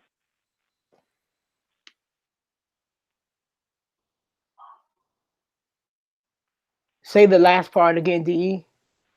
If you got producers producing, and the consumer, which were the Chinese, Chinese consume a large part of production of pigs from the U.S. and they cut back. What happened to that production that the farmers are committed to already? Why is the price going up for Chipotle? Because they're not getting the same amount of quantity that they were before. So they have to make up for the difference by charging up more. I see what DE is saying. DE is saying that even with the swine fever, correct me if I'm wrong, even with the swine fever, the loss of inventory, let's say meat, the damage to the supply because of the swine fever should have been offset by the absence of sales to China, right? Yeah. So what if China's buying, say China's buying 2 million pigs a month. So manufacturers are saying we can't sell this 2 million pigs a month to China, so we cut them back. Our production is still going to be enough for local consumption, U.S. consumption. Why is the price going up? That's an interesting question. The only thing I can think of. Go ahead, Mike.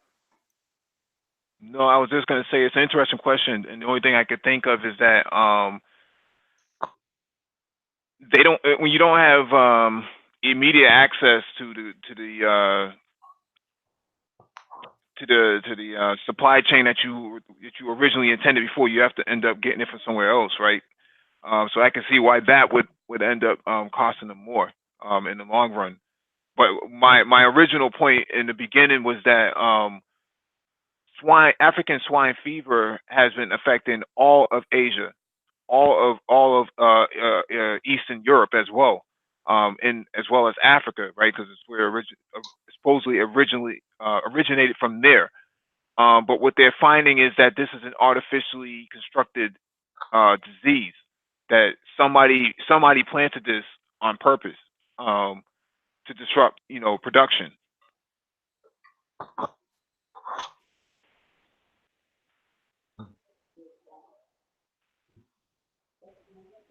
This war is not just about U.S. and China. This is I don't know if you guys remember that the U.S. was gathering information on Russian people, genetic information. Yep.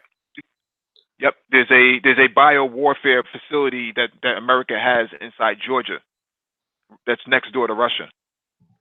They also have 25 bio warfare facilities inside Africa. Keep that in mind. And all those facilities are in the same exact regions as the Ebola virus affected those areas. But someone on YouTube who's a journalist, I forget her name, she took her iPhone and went to that facility and found out what they were doing inside there. And I think they kind of got her off of YouTube. She reported that they were working on quite a few things, including bioterrorism against hogs. So this is where this information is coming from. And now you're starting to see this African swine fever sweep all across Asia. If what I'm putting in perspective is correct, is that if you kill their livestock, they'll have no choice but to buy your stuff as an American company. Whether the Americans did it or not, I can't confirm that. But what I can confirm is that the research that I had read before from that woman and several other people is that this is artificially actually the Russian government, I believe the Russian Ministry of Agriculture had came up with this, that had constructed this a few months ago, that a lot of this has been artificially manufactured, so for a specific reason. Bring the economies down of those countries and force them to buy American hog. Maybe Chipotle will be better off choking the chicken. Go ahead, D.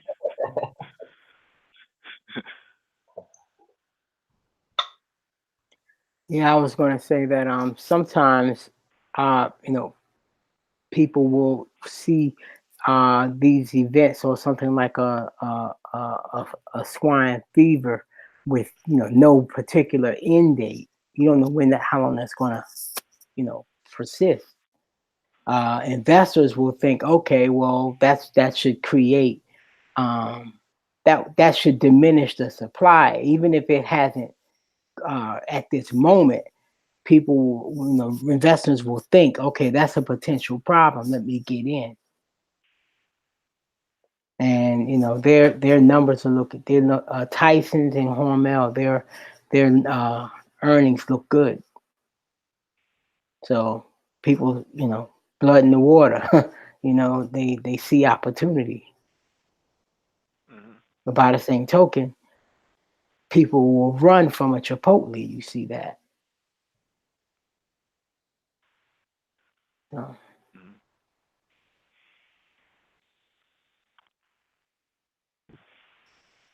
All right, let me get to the last one.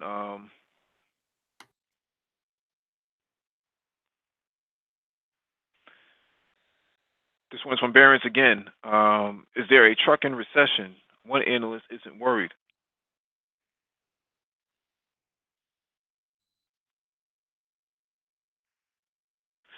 Where am I starting from? Investors are obsessed with the word recession, but Cowen analyst Jason Settle doesn't want to hear about a freight recession. To Settle fears that the trade war with China will slow down the U.S. trucking sector are overblown.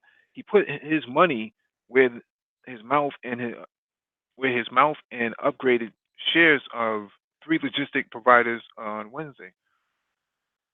Still, investors' heightened sensitivity to the R word makes sense. The term has been popping up more often. Freight rates have fallen for 4 consecutive months, while the usual definition of a recession is a decline for 2 quarters. Wall Street also fretted about an earnings recession in the first quarter of 2019 as companies issued gloomy forecasts, but things didn't turn out to be as bad as feared. Executives tend to make conservative forecasts about their results and then beat them. About 95% of S&P 500 companies have reported their first quarter earnings, and year-over-year earnings growth is 1.4%. It isn't great, but earnings in the energy and materials sector are responsible for most of the sluggishness. Commodity prices have fallen, dragging down the results of producers. Automotive markets, on the other hand, are in recession. Car sales have fallen in the U.S. and China, and industry data provider Edmunds expects the decline to reach 2% in the U.S. this year. The Russell 3000 auto parts index has fallen 2% in 2019, trailing the S&P 500 by about 16 percentage points. Fears of a recession in freight are on the rise, partly because of earnings reported by industry bellwether J.B. Hunt Transport Services. Hunt dropped 5% after turning in first quarter results that didn't measure up to Wall Street's expectations. Overall, our cautions view on the logistics group is unchanged, which we believe has been substantiated during reporting, wrote Baird analyst Ben Hartford in a research report summarizing first quarter earnings. We're still looking for a tough industry growth rates to become more constructive or positive about freight companies' prospects. Slower growth in this case for the cost of trucking is often a bad sign, but that might not be the case this time.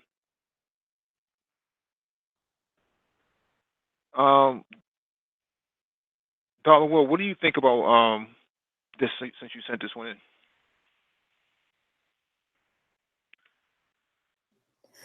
I saw A as a sign of slowing economy. B, I want to apologize to the truckers out there. I'm gonna do better weeks to come. I'm gonna break this stuff out. I gotta really do a deep dive in the trucking industry. I'm gonna break these companies out in terms of what sector of trucking they're in, whether they're in intermodal or refrigerated trucking. And the refrigerator is what it sounds like, bringing you your food to the grocery store, whether they're doing flatbed. I'm going to try to break this flatbed, as I understand, that's like construction materials, car, whole and automobiles. Because if I remember correctly, in the last big downturn in 2008, I think the refrigerated sector did well. So I'm not going to try to like lump all of these like the whole industry under one umbrella, because it may be different in the individual lanes of specialties of trucking. But yeah, that's why I sent it in. I wanted us to see this as a canary, if you will, for the state of the economy, because just about everything we consume comes to us at some point on a truck. So if freight volume is low and freight rate is low, there can be no debate about whether this economy is still growing or not. So that's really why I think that's something we need to keep watching, because that cut the freight volume and the rate of the freight tells you everything about where we are. That you go on the subway, you got your little map to say you are here. Well, the freight rates and freight volume, that's your you are here sign in terms of where we are in the economy. So the rate, the volume of FedEx It's something to look at, the volume of trucking and the volume of ocean liners. That tells you that's the end of it. End of the debate. You know, we have a YouTuber that likes to run around and debate whether the economy is slowing down because of what he experiences. And this type of transportation data settles the score, period.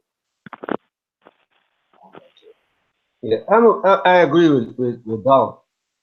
I think it's going to affect the trucking industry by sector, but also by region, because and even could be summer, like winter, and like winter and summer, like northern, southern, east, and west.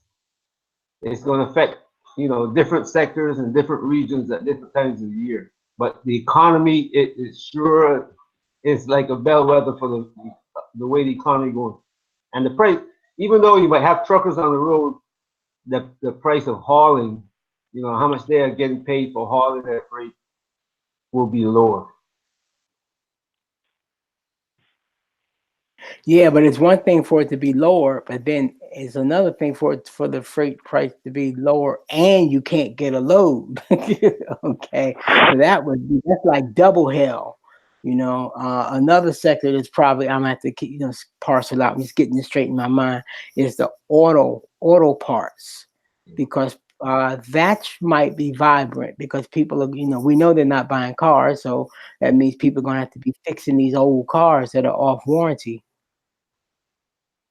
Or they're going to buy extended warranties. If you're hauling oranges and all type of fruits from Florida in the wintertime, and then you got vegetable from California, and different products from the Midwest, that's like regions and different times of the year. So the truckers will still get work, It just means moving around. Right. It might mean that more of them may be jumping into refrigerator, Right.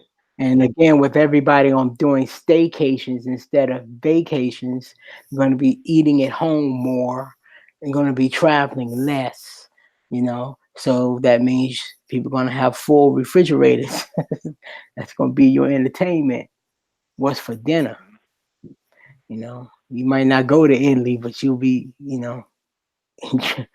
making pizza. I know that's a bad one. Spaghetti. That might be as close to Italy as you're gonna get. No, you're right about that, because if you look at Bed Bath and Beyond and a couple of these other, Williams Sonoma and those other places, they're starting to sell these mini pizza ovens. These conveyor belt sort of pizza ovens where you pass the pizza through there. I think it's like 12 inches they take. You pass that pizza through there in your own house, and you're gonna get a artisan style pizza out of it. This is like relatively new stuff to the kitchen market, where people are not going to go out and buy pizza anymore. They'll just make it at home and just pass it through this little oven.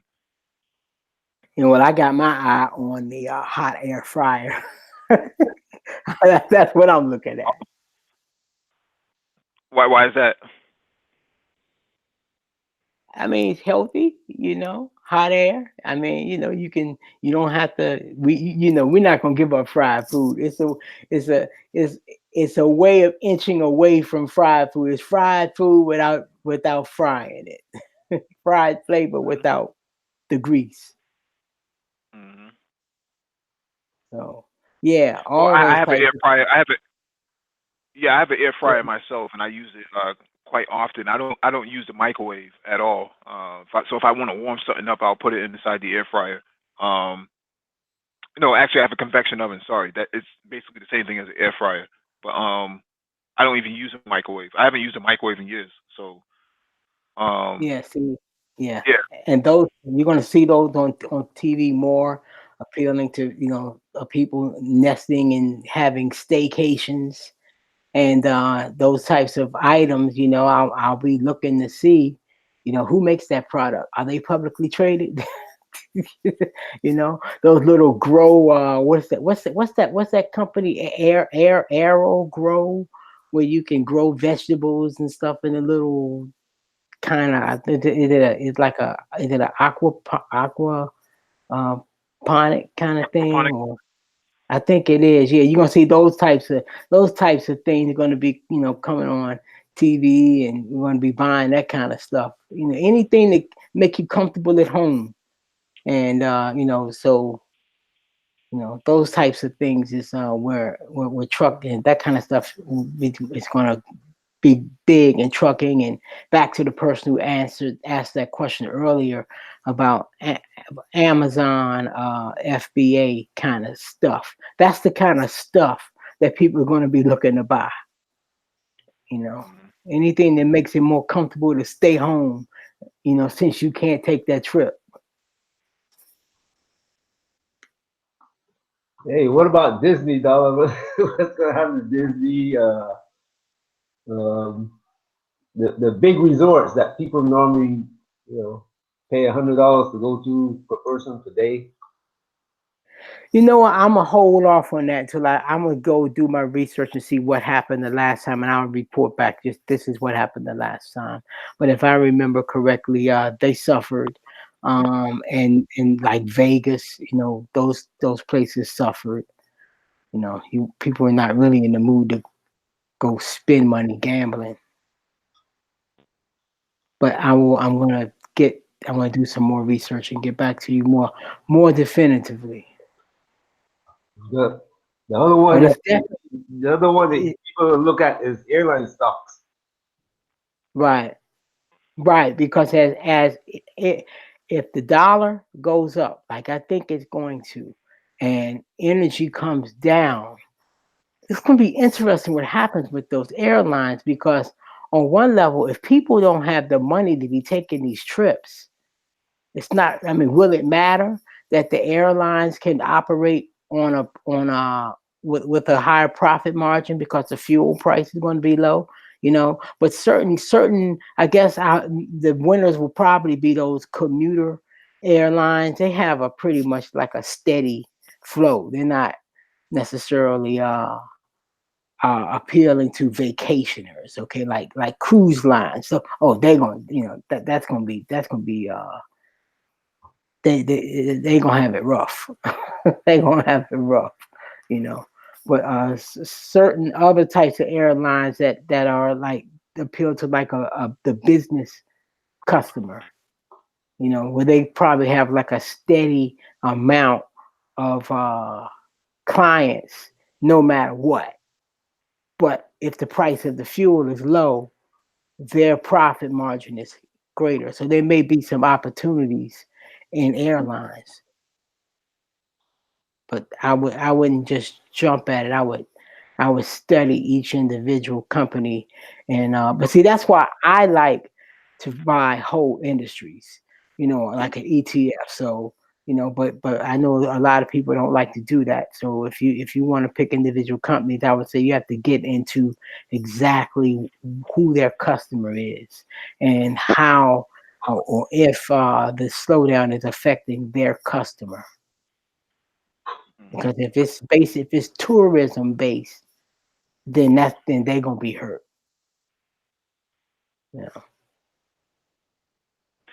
I think we're an open mic right now, anyways. I think, and I could be wrong about this. The tiny house sector. Was it you, Dollarwood, that sent that article? I don't remember. Last week we talked about tiny house. It may have been. I don't remember. Yeah, I think so. I we think talked I about that. said something last week. Yeah. I saw an article today that talked about tiny houses are up in percentage in terms of sales growth significantly. I think something like 47% or something like that. Almost not year over year, but since 2017, they've Okay. been up. It's not So only people are. Go ahead, D. no. You were saying something. I was gonna say it's not only that that they're making tiny houses, but the market, a lot of people are beginning to market modular tiny houses where you got a house that the size of a 20-foot trailer, and you can put it on a lot and just unfold it, and you got a house. I haven't seen. I know Amazon was selling a tiny house about a couple weeks ago, and it sold out on Amazon. It seemed to be a very hot ticker in the Amazon marketplace. So I think this is signs that this is what Americans are moving to. They're moving into a shoebox sort of society where I need to find an article because I think I might have sent it. Yeah, I think we're going to be following that a lot because, as we talked about last week, the fight is the municipalities and the zoning rules that are coming down against these what do they call it, alternative residences, and tiny homes fit in that. So it's the zoning issue. But if the people want it, then the people run these towns. So if enough people want it, if things get bad enough, then those prohibitions via the zoning rules will be relaxed. The people will demand it.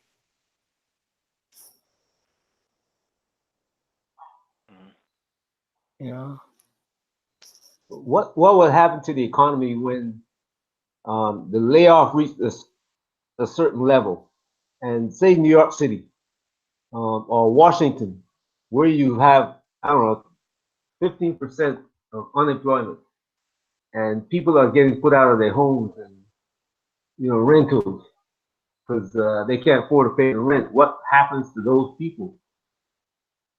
The government I'll say and pay their rent, or I'll say this: when I guess if we go back around, it might have been around 2012 or 13.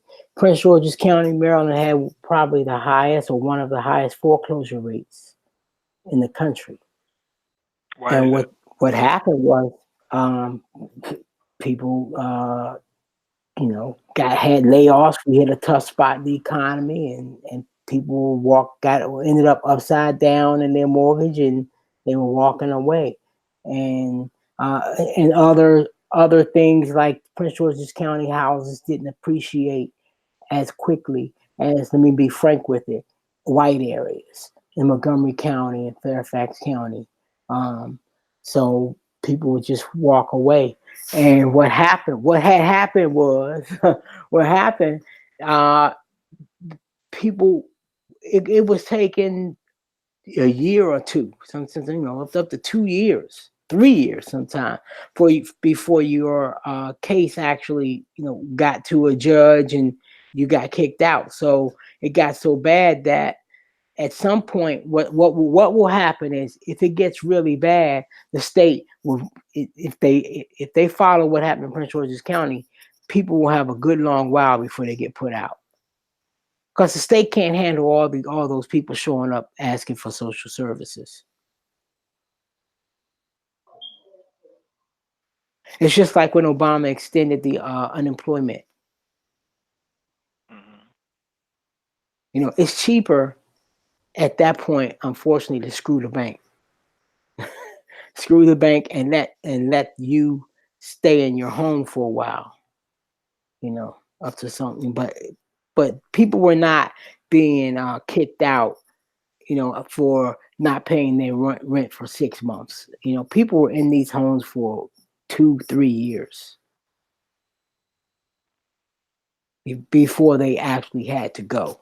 So, I mean, we're talking about several years of not paying a mortgage while you're still in the house. So some people didn't pay, and they saved their money. So when they did get put out, they they were able to, somehow, people got creative about having their money off the books. I'm not encouraging anybody to do that. I'm just reporting what people did, so that when they, when they had to leave, they at least had some cash. So they took a hit on their credit report, but they had some cash to live. And the thing is, the price of those tiny houses, anywhere between anywhere between 10 and 35 grand, market value. However, what they said they starting to see is that people are putting all these stainless steel appliances in there, and luxury furniture and all this other stuff, and it's kind of driving up the cost of the tiny house. So now, let me just find the article, because it's very important that we actually read this and cover it, because mobile homes, manufactured homes that are shipped, drop shipped to some location, these things are starting to pop up because of the recent tornadoes that hit the Midwest recently. People are looking for new houses, man, but they can't afford what's already on the market. They're not moving to San Francisco. They're getting out of San Francisco and they're coming to the Midwest. They're going to they're going to Georgia. They're going to North Carolina. They're getting out of here, or getting out of those places, I should say.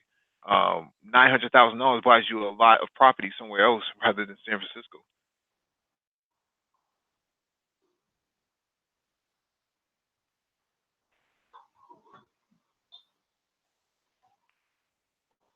You're gonna have to become innovative to survive the next downturn. Because a lot of communities are actually broke, and if the federal government don't produce, don't give them any assistance, they can't afford it. Look at what's happening in California. I mean, some places in California, I don't know if what I'm seeing is correct, but they're trying to hide the homeless already. Right. Yeah. Where are they hiding them? Yeah. I mean, they're pushing the people out of the city. San Francisco is doing the same thing. They can't. People before used to go set up tents in the park or somewhere. Now the police are kicking you out, destroying the tent cities and getting rid of people. Mm-hmm. Even Florida. I mean, I'm seeing more people here on this corner. Before, the police would chase you away. Now I don't see police pull up and chase people away. Now I'm seeing more people standing at the light with a piece of paper says help. No work.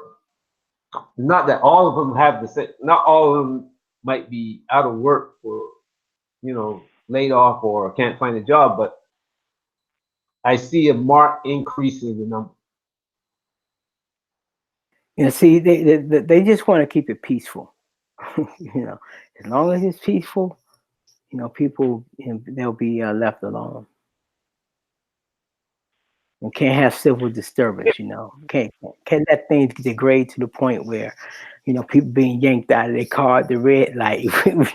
So we'll have to, take it easy, give each other a little space. Mm-hmm.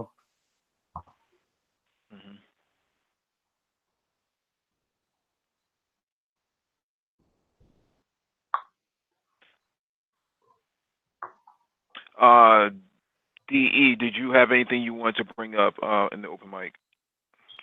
No, we already passed it. We're talking about China and the U.S. in this trade war, Mm-hmm.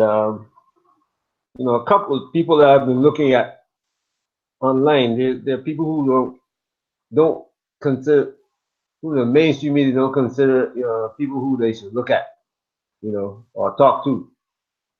And if the U.S. and China go their separate ways, and the Chinese are dealing with the Russians, and they already have the BRICS, the U.S. have to rebuild its economy.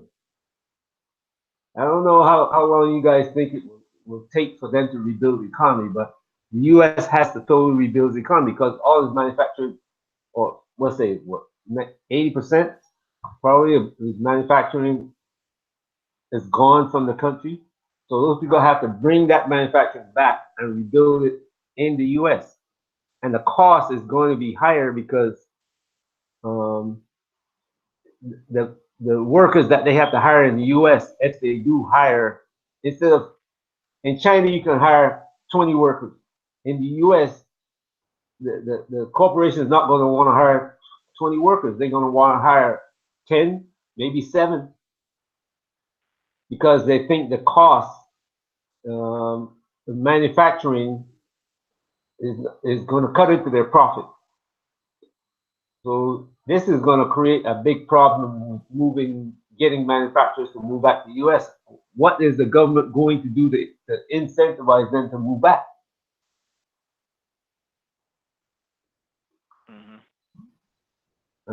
That's probably Paul is the best one who can answer a question like that. But that's what I'm looking at. I'm sorry, Yeah, I got distracted. You talking about the jobs come?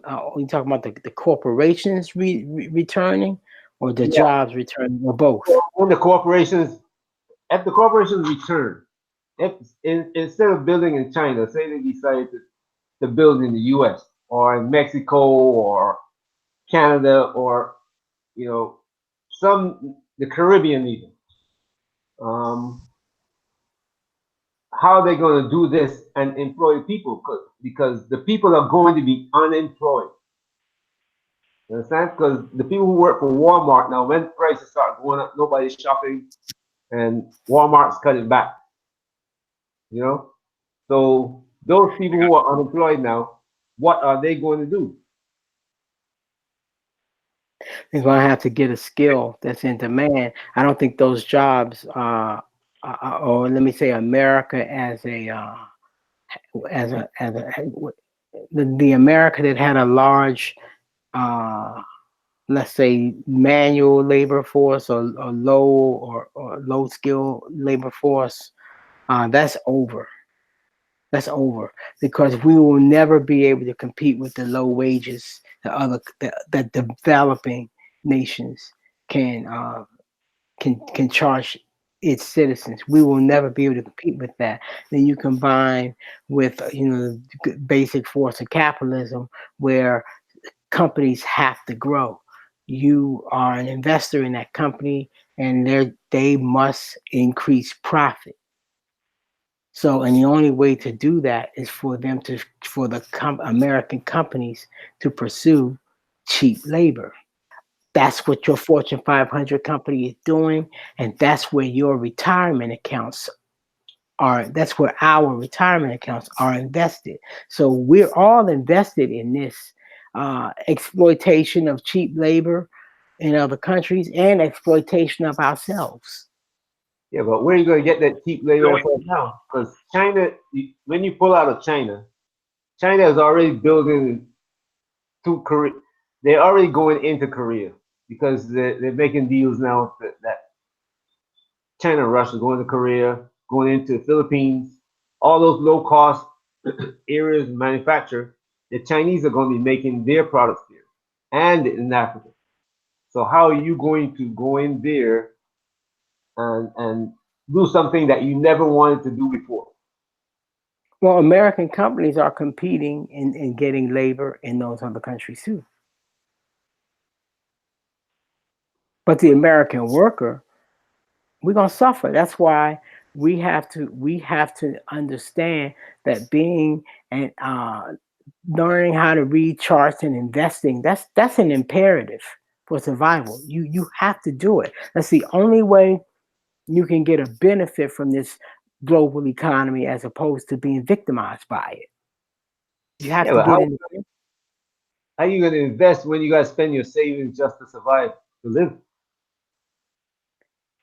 For a lot of us, it's not that dire. That means that you can get some other shoes outside of Jordans. You can have one car or no car instead of two. You can rent out the basement of your home. You know, we have to live within or maybe slightly below our means so we can free up money to be able to invest. We're not as rich as we think we are. You know, Let me get to this article real quick.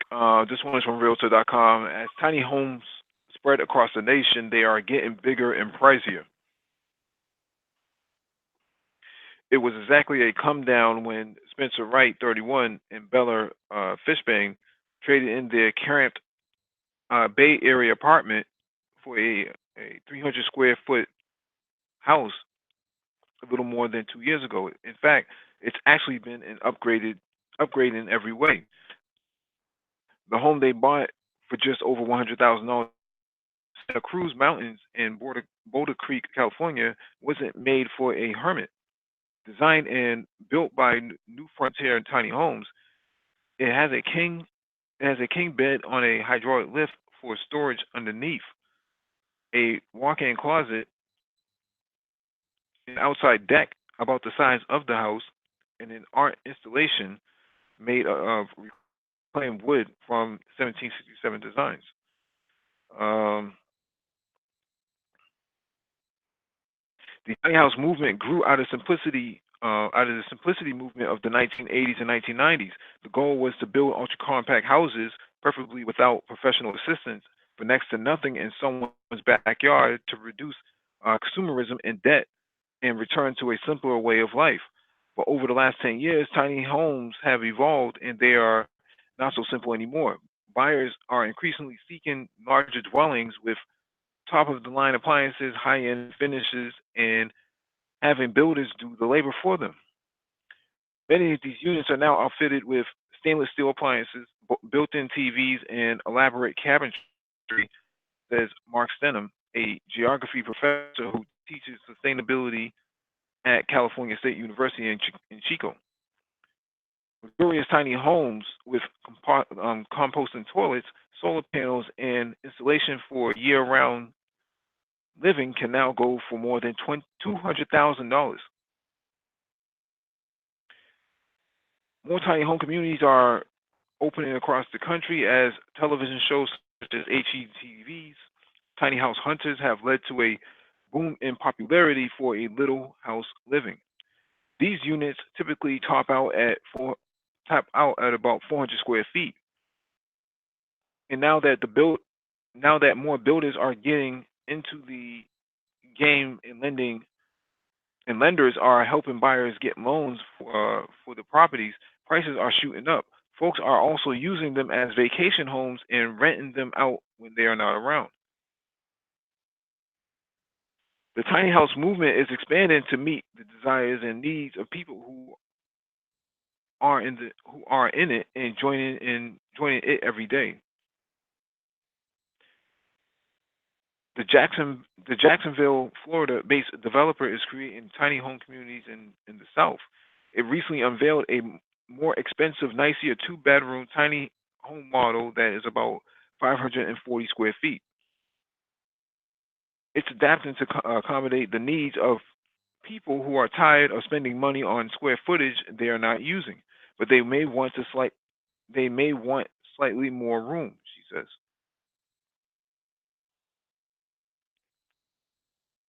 Over the last decade, tiny home companies have seen a rise in folks seeking seeking larger tiny homes.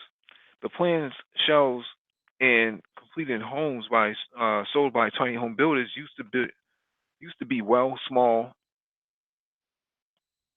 standard standard tiny home standard tiny homes used to be about 20 feet long, 8 feet wide.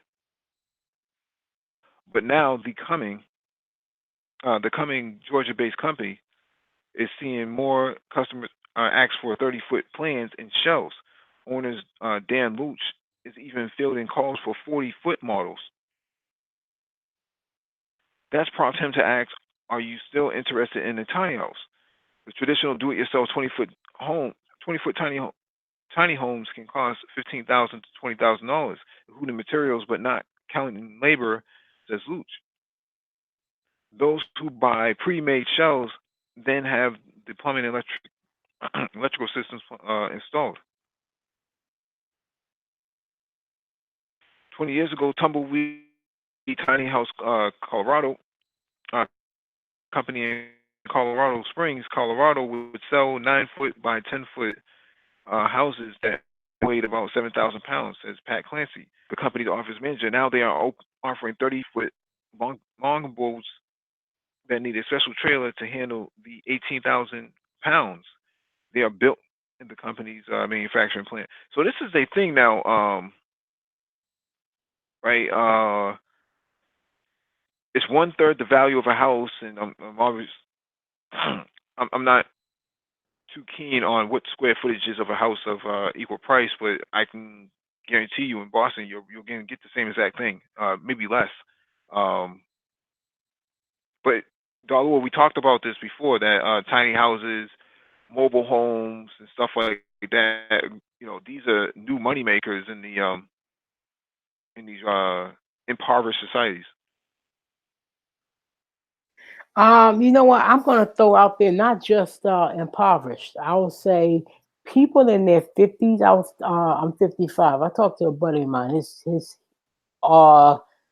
kids are either adult and moved out, and his youngest is I think getting ready to be a junior in college, and she's in another state in college. And I told him, I said, you know your daughter ain't coming back home, right? And he's starting, he's like, yeah, he started to accept that, yeah. And so I'm having the same conversation with people, in their 50s, and everybody's saying, they can move to a condo, they could give up their McMansion, and they can move to a smaller place. They're tired of cutting that damn grass. Okay, and all the maintenance that goes with maintaining a McMansion.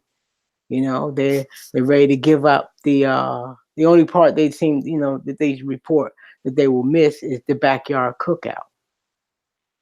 But other than that, I think you're gonna see condos become the thing.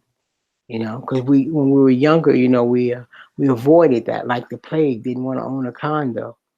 But now, you get older, it's something nice about just going out to the balcony, watching somebody cut the grass. Well, Mike Rizzi in the chat says you can probably break into these homes by kicking the wall a few times, just like a Negro to want to do something destructive and try to take something from somebody else, man. God damn. Kicking the door down. What kind of shoes do you need to kick the door down? Any particular Probably type of Timberland or? No, I'm thinking some Timbs, man. Got to be some Timbs.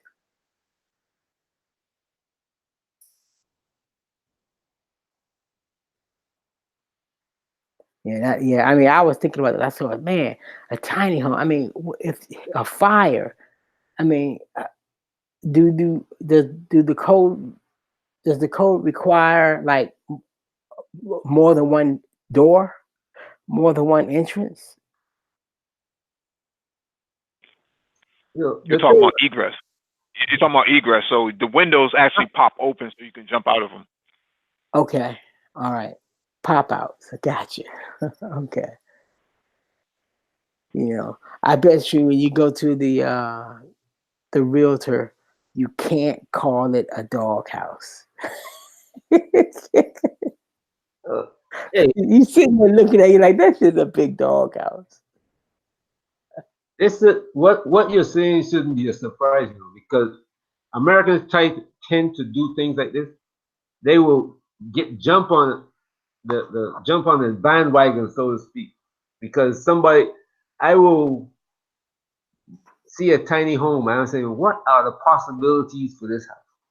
Now, if I can store the bed in the wall, and if I can put the TV here, and if I can do this with the refrigerator and slide it in when I don't need it, you're gonna try to fit as much stuff in there, and Home Depot was somebody at Home Depot was saying, you know what? If we can encourage people to do this, we can sell a lot more. You know, and that's what happens in America all the time. You come up with an idea for something small, unique, easy to use. Somebody comes along and makes additions to this, and pretty soon the general public with lots of money going to be piling in. That's how people make the money, bro. Can you imagine a nice backyard with a pool with like 3 tiny homes around the pool, and you live in all 3 of them? Like one of them is the one you sleep in, another one is like a den, another one is like an office, and you just live in all 3. Don't be surprised if somebody does that. I'm serious. Somebody will come up with that idea and rent it out. And, Right. and you dollar will build it, and I'll come and say, man, you know what? You really need all that space. Why don't you let me have I pay you 500 a month, or whatever the case might be. I got a pool right there, you It's know. like you're not using the pool anyway, so you don't even come in the backyard. So I can see people going for that. That's how businesses are born in America. You understand? It starts out this you know this unique way. Somebody just come up with the idea. Why do I do this? And check this out. Somebody come over, you take them to the one of the 3 that's clean. You don't have to clean all of it. Clean one. Just like a lazy Negro, man. Yeah, true. That's true. Keep one of them You and clean. Mike Rizzi, you and Mike Rizzi would make good roommates, man. One wants to kick in the door, the other one doesn't want to clean up. You